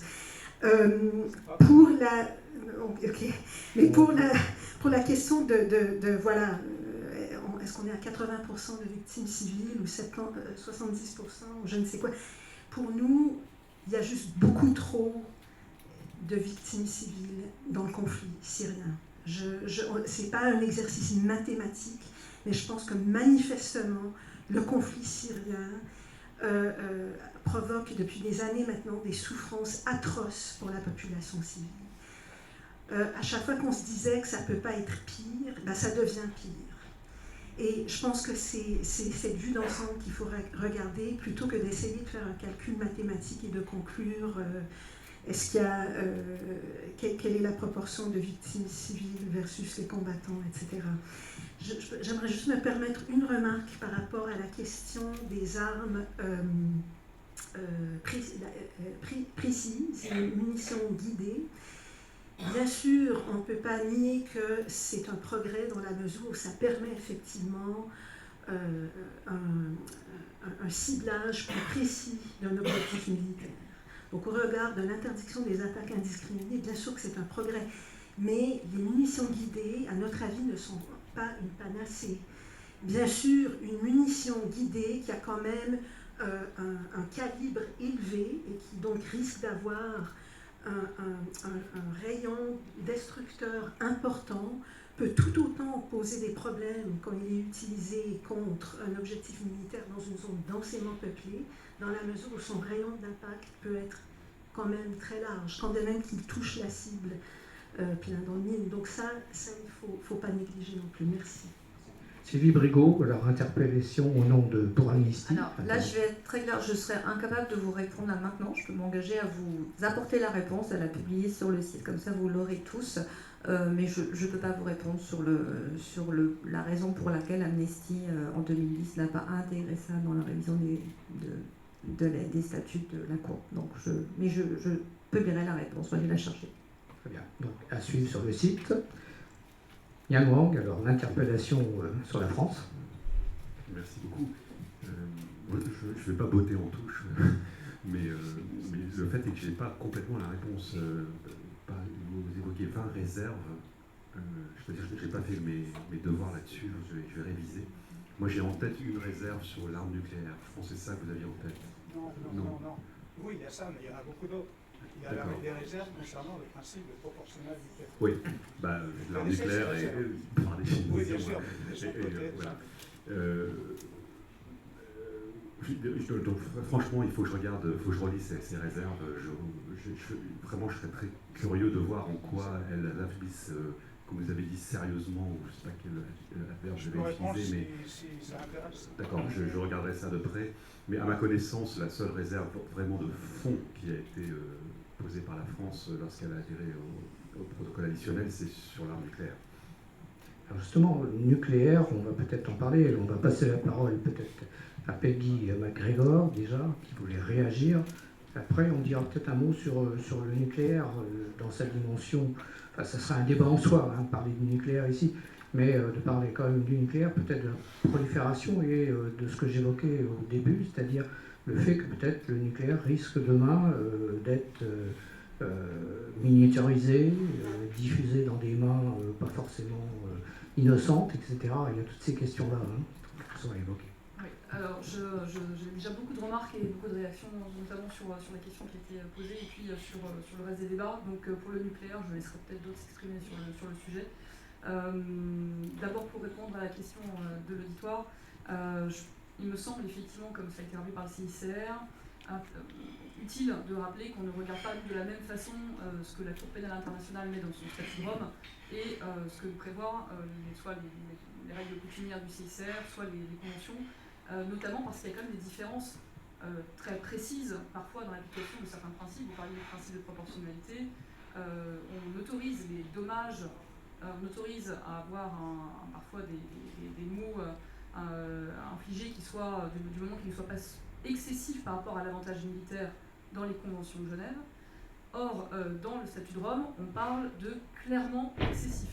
Donc on a des graduations comme ça qui font quand même que, nous en tout cas, quand on prend en compte ce principe de proportionnalité dans la conduite des hostilités au niveau de l'état-major des armées, notre guide, notre règle, c'est le droit international humanitaire et on distingue bien de tout ce qui est pénal international, enfin droit pénal international, parce que on n'est quand même pas dans les mêmes notions. Voilà, on n'est pas dans le même registre. Donc l'application, c'est celui du DIH dans les hostilités. Voilà. Parce qu'il y a des nuances entre les deux et qu'on ne peut pas indifféremment prendre les uns ou les autres. Il y a bien des nuances qui ont été faites au moment de l'écriture du statut de Rome par rapport à ce qui existe dans les conventions en DIH. Le statut de Rome affirme qu'il définit les lois et coutumes de la guerre. Il ne se contente pas de punir, définit les lois et coutumes de la guerre. Moi, ce que je vous décris, c'est ce que l'on... Après, je ne sais pas sur ce que dit la Cour. Moi, ce que je vous décris, c'est simplement ce qui, aujourd'hui, est appliqué au moment de conduire les hostilités. Notre référence, c'est le DIH. Sur la question du pourcentage, sans maîtriser pour autant le pourcentage de civils précisément, je pense que ça peut venir de la confusion sur la notion de combattant également, puisque dans le cas de la Syrie, on est dans un registre de conflit armé non international, donc sans rentrer dans les domaines trop techniques, on sait bien qu'on n'est pas dans un registre qu'on peut qualifier de combattant. Les forces des groupes armés, les membres des groupes armés qui sont partis aux différents conflits, puisqu'on peut parler de quasiment 4 à 5 à 6 conflits différents en Syrie actuellement, entre la coalition, Daesh, Jabhat al-Nusra, etc. Donc je pense que la confusion sur les chiffres peut également venir de ce sujet-là. Et enfin, pour répondre à toutes les questions sur le principe de proportionnalité, je vous propose d'aborder la question de la conduite des hostilités, parce que ça va y répondre tout naturellement. Donc, du point de vue de l'état-major des armées, dans la manière dont nous on conduit les hostilités, c'est d'abord une intégration dans nos procédures de conduite des hostilités et en particulier de ciblage des grands principes du DCA qu'il s'agit. Donc on a dû décliner ces grands principes dans des méthodologies très concrètes qui soient connues l'ensemble des effecteurs ou combattants des forces régulières françaises. Donc très concrètement, le principe de distinction, les militaires ne le connaissent pas tous par cœur, donc il faut qu'ils aient un outil simple. Cet outil, ça s'appelle la PID, la Positive Identification, c'est-à-dire qu'on leur demande, dans la conduite des hostilités, d'être capable de reconnaître un objectif militaire, soit visuellement, soit par au moins 2 moyens qu'ils doivent recouper pour être capable d'appliquer ce principe de distinction. La deuxième règle, c'est qu'on considère qu'il y a soit un objectif militaire, soit un objectif civil. Il n'y a pas d'entre-deux, et sur le problème, sur la question de l'objectif à usage dual, qui peut être à la fois utilisé par des militaires et à la fois par des civils, on considère que c'est un objectif militaire à partir du moment où il y a une activité militaire régulière dedans. Seulement, bien évidemment, au moment de l'application du principe de proportionnalité, on prendra en compte l'ensemble de l'activité civile qui a lieu au sein de cet objectif, comme on fera aussi pour tous les dommages qu'on pourrait causer en dehors de cet objectif. Donc ça, c'est pour le principe de distinction. Ensuite, pour l'application concrète du principe de proportionnalité aux hostilités, quelles que soient les réserves qu'on ait pu faire, quel que soit le moment, ce qui est écrit aujourd'hui dans les conventions, qui sont finalement des obligations, surtout en termes de... On nous impose d'étudier, du moment qu'on peut l'anticiper, quels vont être les mots qu'on va infliger en termes de morts, blessés et dommages aux biens. Et la pratique française, depuis quelques années, elle va bien plus loin que ça. C'est-à-dire que dans l'application du principe de proportionnalité, on regarde avant chaque frappe les dommages à l'environnement, les effets secondaires, puisque l'on sait que bien évidemment, si on va cibler un site dans lequel il y a déjà des explosifs, des munitions, il y aura probablement des explosions en chaîne, et on ne peut pas l'ignorer, surtout en milieu urbain. Et on va regarder également les impacts sur l'alimentation, la santé. Si on tape effectivement un centre de production électrique, on va bien évidemment étudier toutes les répercussions sur le système de santé, sur les systèmes d'alerte de la sécurité civile. Ça aujourd'hui, c'est peut-être pas écrit dans les conventions, c'est peut-être pas explicite dans les règles coutumières, mais pour un certain nombre de pays, c'est déjà une évidence. Voilà. Seulement, cette évidence, elle a été faite au fur et à mesure, c'est une prise de conscience et c'est surtout lié à l'amélioration des outils, des moyens des États, de meilleure connaissance des environnements dans lesquels ils interviennent. Et c'est finalement aussi, on rejoint un peu le domaine entre le domaine de l'éthique et le domaine du droit, qui est souvent le cas dans l'application du principe de proportionnalité, puisque c'est bien au commandant militaire in fine qu'est laissée la décision en son âme et conscience de valider ou pas une frappe s'il estime qu'il n'y a pas de dommages excessifs qui sont infligés à la population. Donc il va essayer de faire cet équilibre, de calculer, malheureusement il n'y a pas de formule, mais en tout cas de faire une estimation la plus juste possible sur la base d'éléments objectifs. Mais in fine, c'est bien un individu avec sa subjectivité qui va devoir prendre la décision. Donc il va se bâtir il va s'appuyer sur énormément d'experts, le plus possible, sur les ingénieurs qui peuvent éventuellement faire des évaluations. Mais à la fin, c'est bien un homme, une responsabilité pénale, et aussi, bien sûr, il engage la responsabilité de l'État derrière lui. Sur la question des dommages collatéraux, j'insiste simplement sur le fait qu'ils sont effectivement autorisés par le DIH dans certaines conditions, sous réserve des principes, du respect des principes que je viens d'énoncer. C'est-à-dire que si les maux infligés ne sont pas excessifs par rapport à l'avantage militaire concret et direct attendu, eh bien ils ne sont pas jugés illégaux, ils ne sont pas estimés illégaux ou annoncés comme illégaux par les conventions et les règles coutumières. Qu'est-ce que vous dites sur la notion d'ensemble? On vous attend. Soit on vous donne un micro ou vous posez une question, mais autrement, on ne vous entendra pas si vous n'avez pas de micro. Mais je voulais faire réagir aussi. Voilà. Allez-y. Oui, parmi les réserves qu'a faites la France dans sa ratification lors du protocole, il y a la notion d'ensemble. C'est-à-dire la France dit explicitement, je cite, qu'une attaque doit être considérée au sens d'un ensemble d'opérations militaires et non pas d'une opération militaire particulière. Donc ça, et que les pertes excessives ou non doivent être jugées par rapport à cette notion de l'ensemble d'avantages militaires pour un ensemble d'opérations militaires. Qu'est-ce que vous pouvez dire à ce sujet? Excusez-moi, merci. Alors, c'est effectivement une question très intéressante parce que c'est un débat qui est toujours en cours entre les différentes nations sur finalement quand on conduit les hostilités, qu'on utilise différentes méthodes de combat, est-ce que l'on doit appliquer ces principes de distinction et de proportionnalité pour chaque frappe, pour une opération donnée, ou considérer que c'est pour finalement l'ensemble de la guerre qu'on a menée. Donc ce que pratique la France aujourd'hui, c'est que pour chaque frappe, chaque délivrance du feu, chaque ouverture du feu, il y a ce calcul de proportionnalité, ce calcul de distinction.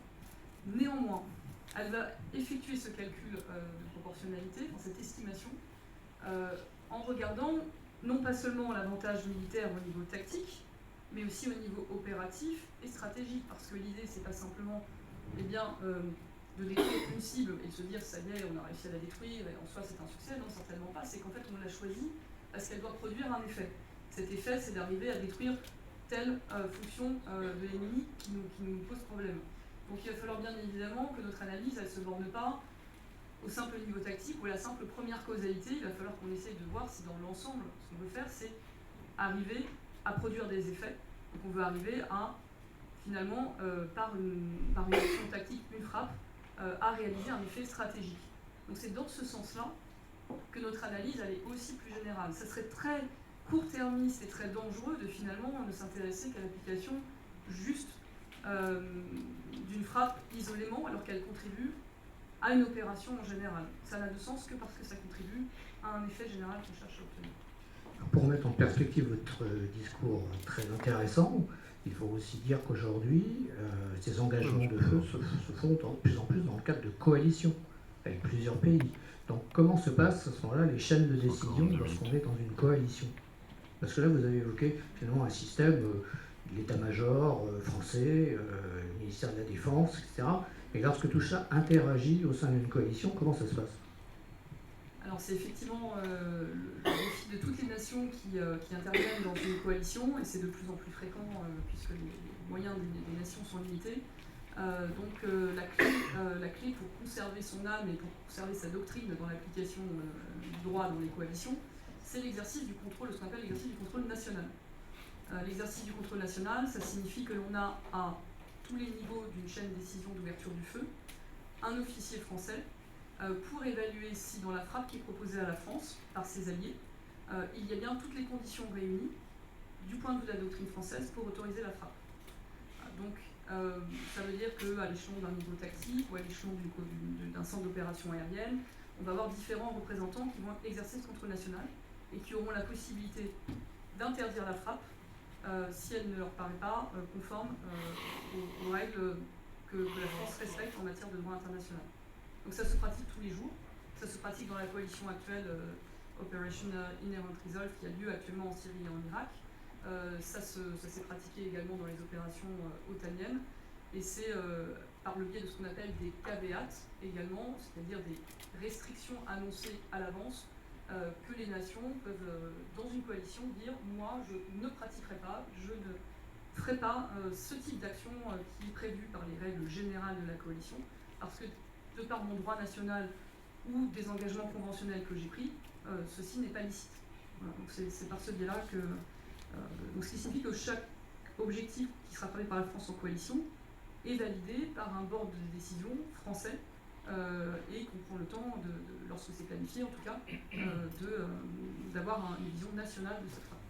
Alors je me fais aussi le relais de notre Twitter, hashtag 5A7CICR, où on nous demande, est-ce que le défi aujourd'hui finalement posé à des équipes comme les vôtres, plus que le principe de proportionnalité, c'est pas le principe en fait de distinction, à partir du moment où on est de plus en plus sur des conflits, des champs de bataille, où finalement les combattants se mêlent aux civils, un même bâtiment, on peut avoir des usages civils et militaires, donc c'est la question de la distinction aujourd'hui, qui semble être prioritaire, du moins à travers cette question.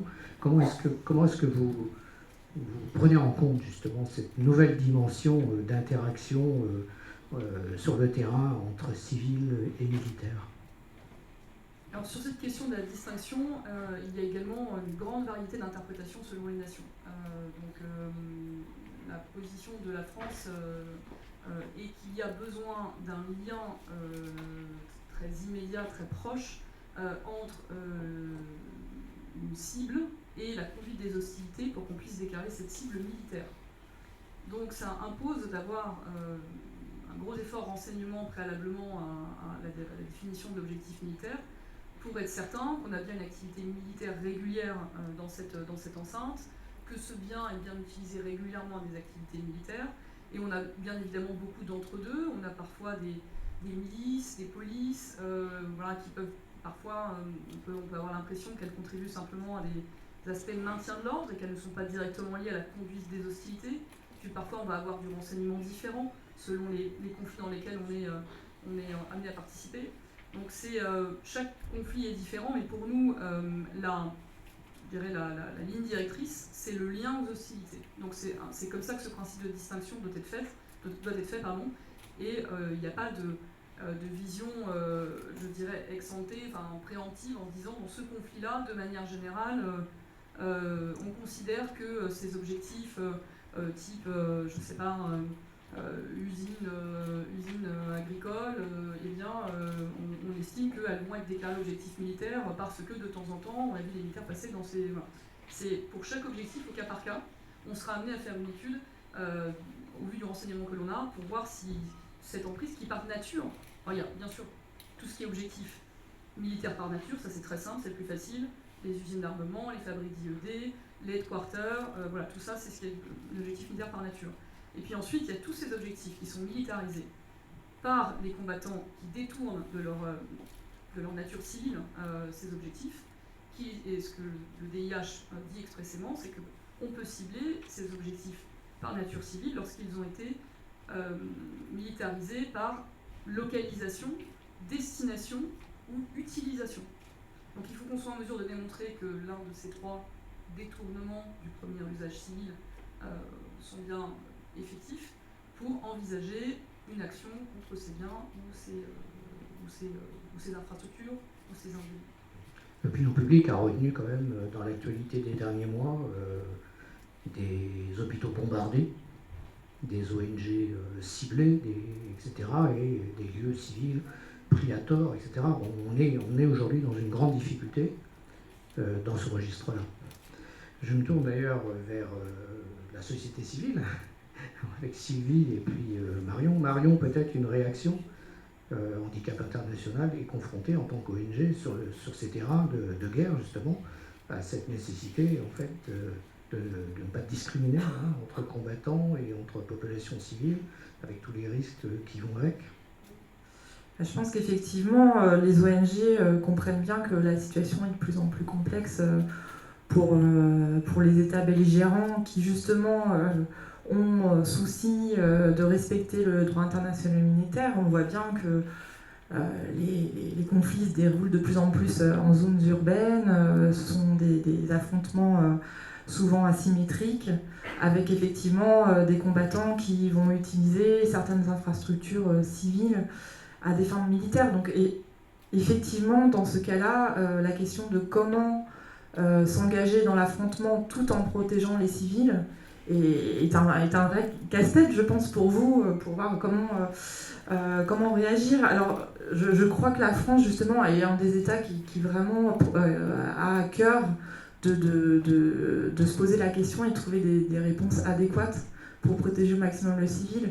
Malheureusement, ce n'est pas toujours le cas de certains acteurs, notamment étatiques, voilà, pour qui la fin justifie les moyens et qui, justement, vont prendre comme justification ce flou entre civils, militaires, etc., pour pouvoir frapper des zones ou des personnes qui devraient être protégées. Donc là, ce n'est clairement pas acceptable. Ce qu'il faut souligner, c'est que certainement ce n'est pas acceptable pour les ONG, mais également pour l'opinion publique. De plus en plus, je pense que les gens ont compris voilà, la nécessité de protéger les populations civiles. Donc il y a une vraie sensibilité maintenant globale à cette question-là. Et encore plus important, bien sûr, c'est la question des populations locales. Comment on sait bien intervenir pour protéger les populations civiles. Si on frappe les populations civiles, on va pas se les mettre de son côté. Donc il y a aussi toutes ces questions-là. Donc c'est particulièrement intéressant. Et je pense justement que du fait de tout ce qui est mis en place par la France au sein de coalitions, des réflexions sur justement cette question, rend encore plus pertinent, je dirais, l'engagement de l'État français dans ces questions-là au niveau international. Il peut avoir un vrai effet d'entraînement par le partage justement de bonnes pratiques entre États, par une réflexion commune pour voir comment mieux protéger les civils dans ce type de situation. Et si vous me permettez, je voudrais revenir à quelque chose qui a été dit tout à l'heure par Yann, concernant, parce que ça me semble vraiment important concernant le traité d'Ottawa sur les mines antipersonnelles, de dire que voilà, aujourd'hui ce n'était pas la panacée, puisqu'il y avait quand même voilà, des stocks qui existaient encore. Certes, les mines antipersonnelles font encore des victimes, certes quelques acteurs, principalement non étatiques, continuent à en utiliser, mais je pense que Sylvie sera d'accord avec moi pour dire que le traité, pour le coup, d'interdiction des mines, même s'il n'est pas universel, est une norme universellement reconnue et qui a vraiment eu un impact, nous on le voit sur le terrain. Le nombre de nouvelles victimes a diminué de façon exceptionnelle. Il n'y a plus d'exportation légale, licite de ces armes. Il y a une poignée d'États qui continuent à en produire, mais c'est vraiment très très limité. Et puis surtout sur l'effet d'entraînement aussi. Effectivement, toutes ces nouvelles normes ne sont pas forcément rejointes par tous les États. Mais sur la question des mines antipersonnelles, on me dit souvent, vous voyez, les États-Unis n'ont pas rejoint, donc là, finalement, c'est pas si efficace. Il faut savoir, par exemple, qu'un État comme les États-Unis, de facto, respecte aujourd'hui toutes les normes du traité d'Ottawa, se sont vraiment alignés là-dessus. Et il y a beaucoup d'autres États qui n'ont pas rejoint, qui font de même. Donc je pense que l'effet d'entraînement, l'effet de stigmatisation d'une arme ou d'une pratique est essentiel là. Et c'est pour ça que voilà, on est engagé très fortement sur la question de l'utilisation d'armes explosives et de trouver une réponse diplomatique à cette question. Merci, Sylvie. En fait, moi je voulais rebondir, je suis d'accord avec Marion.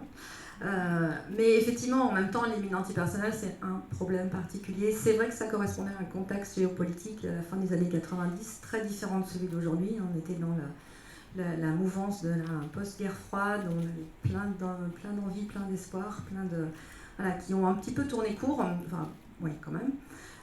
Et on est dans un contexte très, très différent. Ça n'empêche pas qu'effectivement, ce que l'on a fait au sein du mouvement contre les mines antipersonnelles, et quand je dis nous, c'est société civile, États qui se sont, qu'on a interpellés sur cette question, et CICR évidemment, qui a lancé sa première campagne publique historiquement en 1994 en appelant à l'interdiction de ces armes pour ce qu'elles étaient et pour spécifiquement les conséquences sur les civils, reste quand même quelque chose de très intéressant à utiliser, qui est utilisé d'ailleurs pour pour répondre à des questions d'aujourd'hui. Et j'y viendrai un petit peu après. Mais ce que je voulais dire aussi, et je voulais quelque part renvoyer la question, ce que vous disiez par rapport à l'implication dans les coalitions, ça me fait tout à fait me poser la question, quid de la diffusion des normes et de la manière dont, en tant qu'État, parti aux différentes conventions, vous, en fait, intervenez avec les pays qui sont aux côtés desquels vous intervenez dans la coalition, non, pas uniquement pour dire nous, notre possibilité elle s'arrête là, mais pour promouvoir en fait les normes auxquelles la France a adhéré. Un exemple, on parlait de la stigmatisation, une des raisons pour lesquelles les mines antipersonnelles à un moment n'ont plus été utilisées, y compris dans le cadre des coalitions internationales, c'est parce que justement les États ont cette obligation, comme vous le disiez, en amont des coalitions, en amont des interventions conjointes, de stipuler qu'il n'y aura pas d'utilisation de mines antipersonnelles, il y aura direct ou indirect. Donc c'est juste un exemple. Mais ça m'intéressait de savoir justement dans ce cadre-là, et on a cité la Syrie tout à l'heure, comment est-ce qu'il y a comment il y a cette promotion des normes justement, notamment pour le respect du DIH.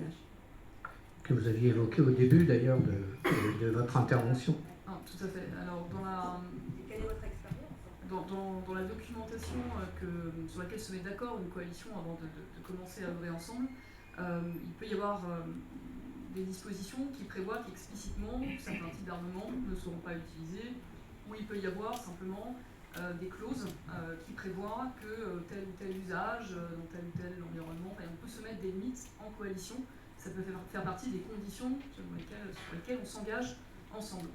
Après, il peut y avoir également des actions, là on est plus toujours dans le préventif, et là c'est des exemples très concrets et en pratique aujourd'hui, de diffusion du VIH. Donc c'est simplement le fait de mettre, et c'est ce que fait aujourd'hui la coalition OIR, par exemple, donc Iran-Trizol, certains conseillers juridiques sont près des forces irakiennes, des forces kurdes, pour diffuser le VIH, parce qu'on sait que ça fait partie, à partir du moment où on monte une coalition, la diffusion du droit international humanitaire, ça va avec, et c'est aussi c'est une condition sine qua non de notre contribution commune à une même lutte. Donc ces actions sont menées par des légages différents de la coalition, des conseillers juridiques de différentes nationalités dans la coalition, auprès des groupes qu'on soutient dans la région.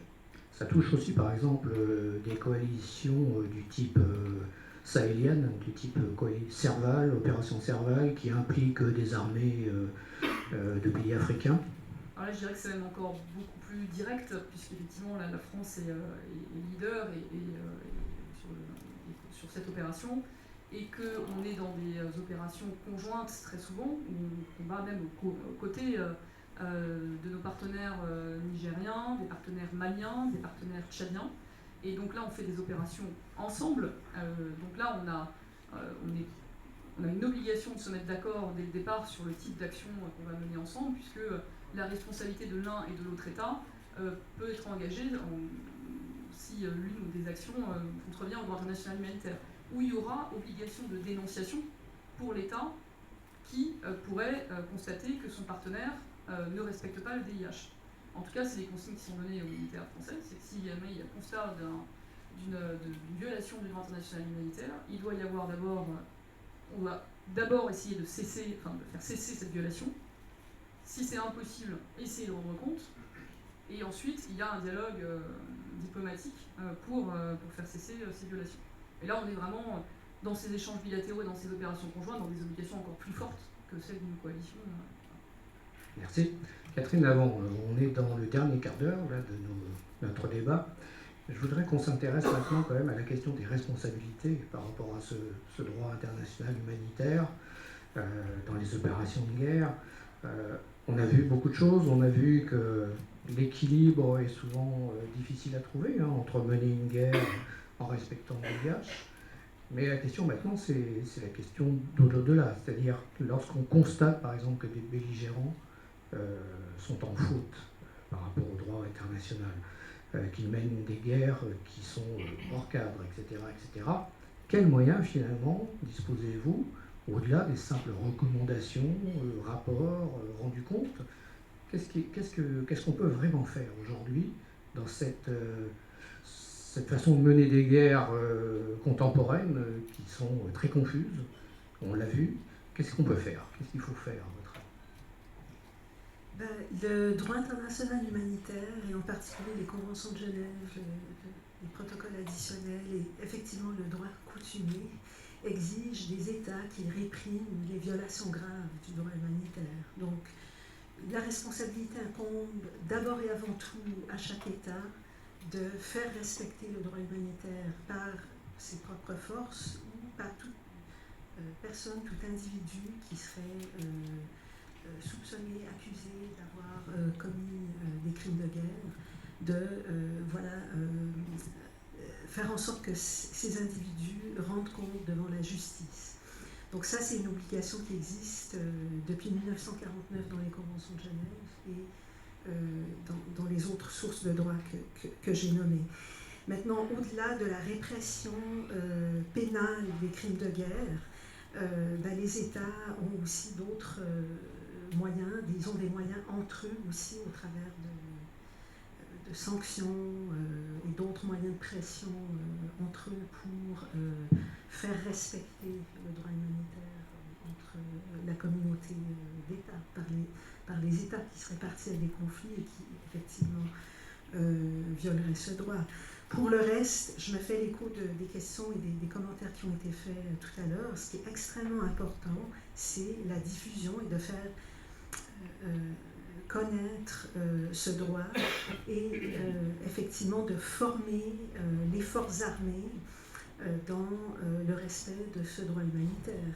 Et là, c'est une responsabilité qui incombe effectivement à l'État pour ses propres forces armées, mais encore il y a une responsabilité collective des États au titre de l'obligation de faire respecter le droit humanitaire, codifié à l'article 1 commun aux conventions de Genève. Et effectivement, les États tiers qui ne sont pas partis à un conflit armé en cours ont quand même des responsabilités de faire respecter le droit humanitaire par les parties au conflit dans la mesure de leurs moyens. Donc effectivement, on a entendu les États qui soutiennent les parties au conflit ont la responsabilité de faire tout dans leurs moyens pour faire respecter le droit humanitaire par les parties au conflit. Sur la question, alors effectivement, du rôle des sociétés civiles aussi dans ce registre-là, il y a beaucoup de choses à dire. Quelques points, par exemple, Sylvie Brigaud, justement, Amnesty International récemment donc, a remis, à travers un communiqué, le doigt sur une campagne qui est le commerce de l'hypocrisie. Ça, c'est autre chose, hein, c'est un peu périphérique à notre débat, mais c'est aussi au cœur du débat.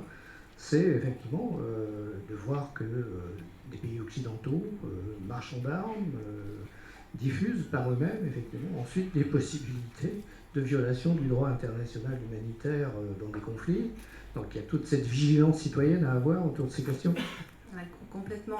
Avant de répondre à votre question, je voulais répondre à celle en complément de ce qu'a dit Cathy. Bien sûr. Je crois que pour nous, société civile et Amnesty, et je ne veux pas parler au nom d'handicap, mais je crois que c'est assez clair aussi, et tous nos humanitaires et personnes et organisations engagées dans les droits humains, et de manière générale, je pense que sur le respect du droit international humanitaire et des droits humains, parce qu'évidemment c'est aussi par extension ce dont on parle ici ce soir, notre rôle il est de dénoncer, et pour faire ça il est d'abord de documenter, Marion en parlait tout à l'heure, documenter des violations dans la mesure du possible, de manière à établir des faits sur lesquels ensuite on le voit aujourd'hui avec un certain nombre de cas, par exemple, qui apparaissent, ou de vieux procès qui trouvent enfin leur aboutissement au sein de la Cour pénale internationale, dont beaucoup de cas ont été documentés par une série d'organisations. Donc je pense que ça reste vraiment important. Donc de documenter pour dénoncer, de documenter pour rappeler le droit et la violation du droit et interpeller les États qui en sont donc les garants et sur leur action ou sur leur inaction sur l'application de ce droit. Alors ça peut être de manière unilatérale, ça peut être de manière multilatérale au sein des instances des Nations Unies, au sein de l'Union européenne, au sein de tous les différents forums régionaux et internationaux dans lesquels ils sont impliqués, et d'aller au-delà de cette duplicité qu'on voit malgré tout de plus en plus, où il y a un grand écart qui est fait entre les engagements qui sont pris de manière unilatérale par les États et la façon dont ils sont concrètement mis en œuvre ou non par ces États. Donc je pense que ça c'est notre rôle, c'est le rôle d'Amnesty, Amnesty le fait, d'autres clairement, Handicap et d'autres, de choisir la manière la plus appropriée. Je crois que c'était dans la stratégie 2016-2020 d'Amnesty, on dit voilà, quand on travaille de manière collaborative, quand on le peut, évidemment, et en même temps qu'on doit se confronter, on se confronte, parce que je pense que c'est notre conviction et notre devoir aussi de le faire en tant que société civile. Donc de rappeler le droit, d'interpeller, et puis de suivre effectivement quand on est ensuite dans des poursuites pénales, avec donc un certain nombre de cas que j'ai mentionnés là sur la Cour pénale internationale par exemple, dont on voit qu'elle fonctionne donc il faut appuyer et renforcer, et ce n'est qu'en interpellant les États sur leur rôle dans ces instances qu'on va renforcer leur crédibilité. Alors pour revenir à la question sur effectivement les ventes d'armes, bon, c'est un petit peu en annexe mais c'est complètement connecté à ce dont on parle. On a effectivement un de nos collaborateurs qui a fait le suivi des salons d'armement qui s'organisent ici en France, dont Rosatori, donc je ne vais pas aller dans le détail, vous trouverez tout sur notre site, c'est très intéressant, mais je pense que un de nos rôles également importants, c'est d'interpeller précisément en amont de ces conflits, lorsque l'on voit qu'il y a clairement des ventes d'armes qui sont effectuées par des pays à destination d'autres pays qui vont nourrir ces conflits, dont on sait qu'ils vont nourrir des conflits, et des ventes d'armes qui sont faits aussi dans certaines circonstances en violation, par exemple, des obligations sur le traité du commerce des armes, qui est donc entré en vigueur en décembre l'année dernière, en 2014, et donc de passer ces agissements à travers les filtres et d'interpeller les États, dont la France, sur les obligations qu'ils ont prises à travers ces traités. Et je pense que tout ça, on parle vraiment de conséquences extrêmement directes, on n'est pas du tout dans l'espace, on parle de gens, on parle de personnes qui ensuite tombent victimes des armes qui sont utilisées certes par d'autres, mais que l'on a vendues à ces autres sans nécessairement aller au bout de la chaîne de responsabilité, qui est par exemple celle qui est décrite dans le traité du commerce des armes. Donc c'est ce que l'on essaye de faire également. Voilà, merci. Marion Libertici. Oui, peut-être pour compléter très rapidement, c'est vrai que a priori, ce sont les États eux-mêmes qui devraient dénoncer des violations du droit international humanitaire, voire déclencher des sanctions, etc. Mais on se rend compte que très souvent, c'est assez difficile, voilà, pour des raisons diplomatiques, géopolitiques, et que ça ne fonctionne pas toujours. Et là, effectivement, le rôle de la société civile est essentiel, à la fois pour documenter, comme le disait Sylvie, les cas de violation, je dirais de façon générale pour faire le monitoring de l'application des conventions. Il y a des initiatives, voilà, qui ont été lancées là-dessus et qui sont très intéressantes, notamment sur la question donc, des traités contre les mines et les armes à sous-munitions. L'Observatoire des mines et des armes à sous-munitions est une initiative des ONG impliquées sur cette question, qui chaque année publie un état des lieux, des violations, etc. Et c'est devenu vraiment l'outil de référence, même pour les États, pour voir où en sont les conventions. Et sur le TCA, voilà, encore une fois, le rôle de monitoring de la société civile est essentiel. Et un deuxième aspect également, c'est quand la situation est bloquée, c'est la mobilisation des médias, de l'opinion publique, qui parfois va pouvoir faire basculer effectivement certains cas et aboutir à un respect, soit un respect par les récalcitrants des dispositions, de leurs engagements, soit voilà, à une vraie dénonciation des États. Merci. Vos réactions, Anne Wang. Merci beaucoup. Il y a plusieurs choses là aussi. Bon, le rôle de la société civile est bien sûr essentiel, tout le monde le reconnaît, en tant que lanceur d'alerte, dialogue régulier, éveil des consciences, appel à la responsabilité des États. Bon, il faut quand même souligner que la société civile et les ONG ne sont pas les seuls à faire ça. Il y a des questions au Parlement, par exemple, régulièrement, sur les questions des ventes d'armes, sur les questions de violation du droit international humanitaire. Donc ce rôle de monitoring qui a été exposé par Handicap International, il relève aussi de processus démocratiques en France ou ailleurs. Ça peut être aussi la presse qui a ce rôle aussi. Il y a aussi un monitoring qui est fait entre les États, entre eux, dans les enceintes concernées. Chaque convention se dote d'une enceinte, d'un forum où ils se réunissent régulièrement et puis on en parle. C'est-à-dire, voilà, on dit, voilà, tel ou tel pays, nous avons des inquiétudes, nous avons relevé qu'il y a potentiellement, vous n'avez pas respecté telle et telle disposition de tel ou tel traité, donc parlons-en. Donc ça, c'est le processus diplomatique classique. Il y a les processus diplomatiques bilatéraux qui ont lieu tout le temps. Tout le temps, on va voir certains pays, on leur dit, ben voilà, nous avons tel problème, et nous estimons que sur tel sujet, vous êtes en violation de vos engagements.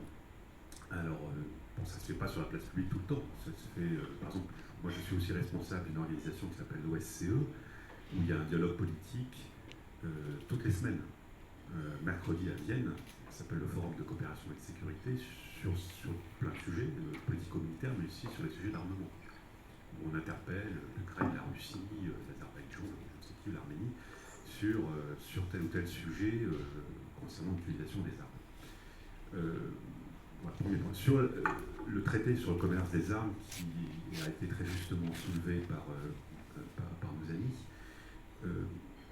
la difficulté, nous, que l'on voit, c'est que souvent on a tendance à porter la responsabilité du commerce, enfin la responsabilité du respect des critères qui sont dans le traité sur le commerce des armes.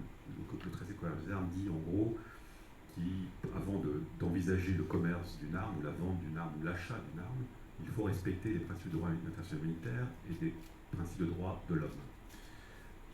Cette responsabilité, qui est inscrite dans le traité sur le commerce des armes, elle est partagée entre les exportateurs et les importateurs. Ce que je veux dire, c'est que le TCA n'est pas qu'un traité d'exportateur, c'est aussi un traité d'importateur.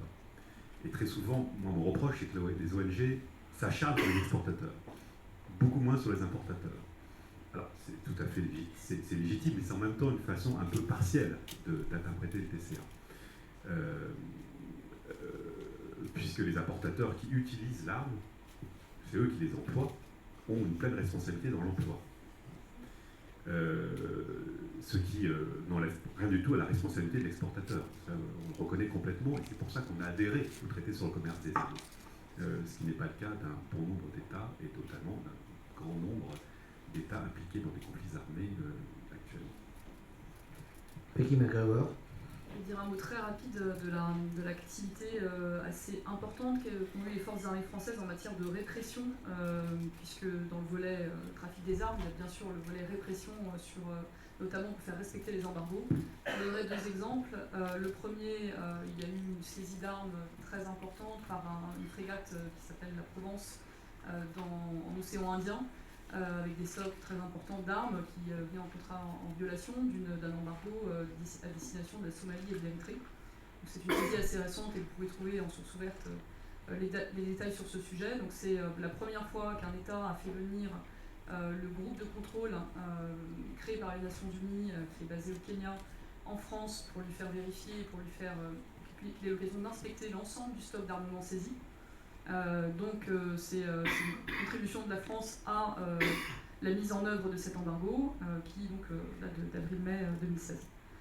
Autre initiative qui mérite d'être notée, la France et la Grande-Bretagne, avec leurs alliés européens, ont poussé à l'adoption tout récemment d'une résolution, la 2292, sur le respect de l'embargo, cette fois-ci à destination de la Libye.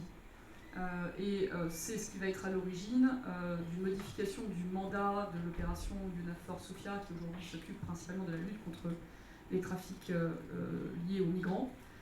Et ça va donner la possibilité à cette opération d'également s'intéresser à la mise en œuvre de l'embargo et à faire respecter cet embargo sur les armes à destination de la Libye. Merci pour ces précisions. Je me retourne vers vous, Kathleen, parce que c'est le moment de conclure. La conclusion, c'est un peu une question symétrique de celle du départ. Bon, est-ce qu'il faut réformer le DIH? Est-ce qu'il faut le garder tel qu'il est, l'enrichir encore? Qu'est-ce qu'il faut faire aujourd'hui?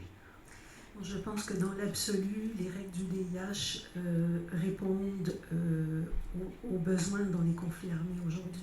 Et le problème, comme on l'a dit, ça a été effectivement le fil conducteur de ce 5 à 7, c'est comment arriver à un meilleur respect des règles existantes. C'est vrai que quand on voit les horreurs dans les conflits armés actuels, au Moyen-Orient, en Afrique, ailleurs, c'est très tentant d'être cynique et de tomber dans le cynisme et de dire que les règles existantes sont insuffisantes. Je pense que le point de départ, c'est effectivement regarder comment faire mieux respecter les règles existantes du droit humanitaire. Il est vrai qu'il y a un défi réel posé par la plus grande complexité des conflits armés aujourd'hui, les conflits modernes, qui sont effectivement caractérisés par un extrémisme croissant, les guerres sans frontières, etc. Et certains parlent de l'érosion du droit international humanitaire. Eh bien aussi ici, on n'y croit pas à l'érosion du droit humanitaire. Au contraire, le droit humanitaire doit être réaffirmé. Et la preuve, réaffirmé, respecté, la preuve que le droit humanitaire n'est pas en érosion, c'est que jamais on a autant parlé du droit humanitaire, de l'importance de respecter les règles du droit humanitaire. Jamais on a assisté à autant d'indignation dans le domaine public, par l'opinion publique, lorsqu'il y a effectivement des violations graves du droit humanitaire. Et donc, effectivement, cela semble confirmer l'importance et la pertinence continue de ce cadre juridique, et l'importance de le faire respecter. Je conclurai avec une remarque, c'est que si on peut effectivement se poser la question est-ce que le droit humanitaire reste pertinent aujourd'hui, c'est peut-être aussi qu'il y a une responsabilité des médias, et là je me tourne vers vous Christian, une responsabilité des médias dans comment ils rapportent qu'est-ce qui se passe dans les conflits armés, dans la conduite des hostilités. C'est vrai que les médias ont tendance, et à juste titre, de rapporter le droit lorsqu'il est brimé, les exemples de violations graves du droit. Et ça, c'est effectivement important d'apporter à l'attention de la communauté internationale les violations du droit. Et là, dans ce sens-là, les médias jouent un rôle très important. Mais je crois que les médias ont aussi une responsabilité de rapporter les exemples où le droit est respecté, parce qu'il y a de tels exemples. Il y a des exemples où, justement, les forces armées, sciemment, font un choix dans les moyens et méthodes de guerre pour minimiser autant que possible les pertes civiles. Et ces exemples, les médias devraient les rapporter. Il y a des bons exemples de les organisations humanitaires telles que le CICR qui se voient donner un accès par les combattants pour acheminer l'assistance humanitaire, pour apporter des soins de santé, et ainsi de suite. Donc je conclurai sur ce thème dans l'espoir qu'effectivement on voit un peu plus d'exemples de respect du droit humanitaire. Merci pour l'invitation à être plus positif dans tous les domaines, pas seulement les journalistes, mais les ONG, les acteurs des pouvoirs publics. Tout le monde. Merci à vous tous pour ces 2 heures passionnantes autour de ce thème d'actualité. Je voulais, avant de conclure, donner 2 ou 3 informations. Déjà, autour de l'action humanitaire, eh bien, un ouvrage vient de sortir qui s'appelle « L'action humanitaire internationale entre le droit et la pratique », voilà, qui est un ouvrage collectif avec certains acteurs qui sont présents dans cette salle, hein, des acteurs humanitaires. Voilà, c'est donc aux éditions Nemis, Artemis, donc vous pouvez le commander. Je voulais vous signaler que le prochain 5 à 7 de rentrée sera probablement le dernier jeudi de septembre ou le premier jeudi d'octobre. Il reste encore à arbitrer. En tout cas, on vous accueillera avec plaisir pour cette rentrée. Je voulais inviter les participants avec nous donc, à partager un verre de l'amitié ensemble, voilà, après pour continuer les débats. Je sais qu'il y a encore des débatteurs, il y a encore des questions. Voilà, et remercier tous ceux qui nous suivent sur Internet. Merci et bel été à tous.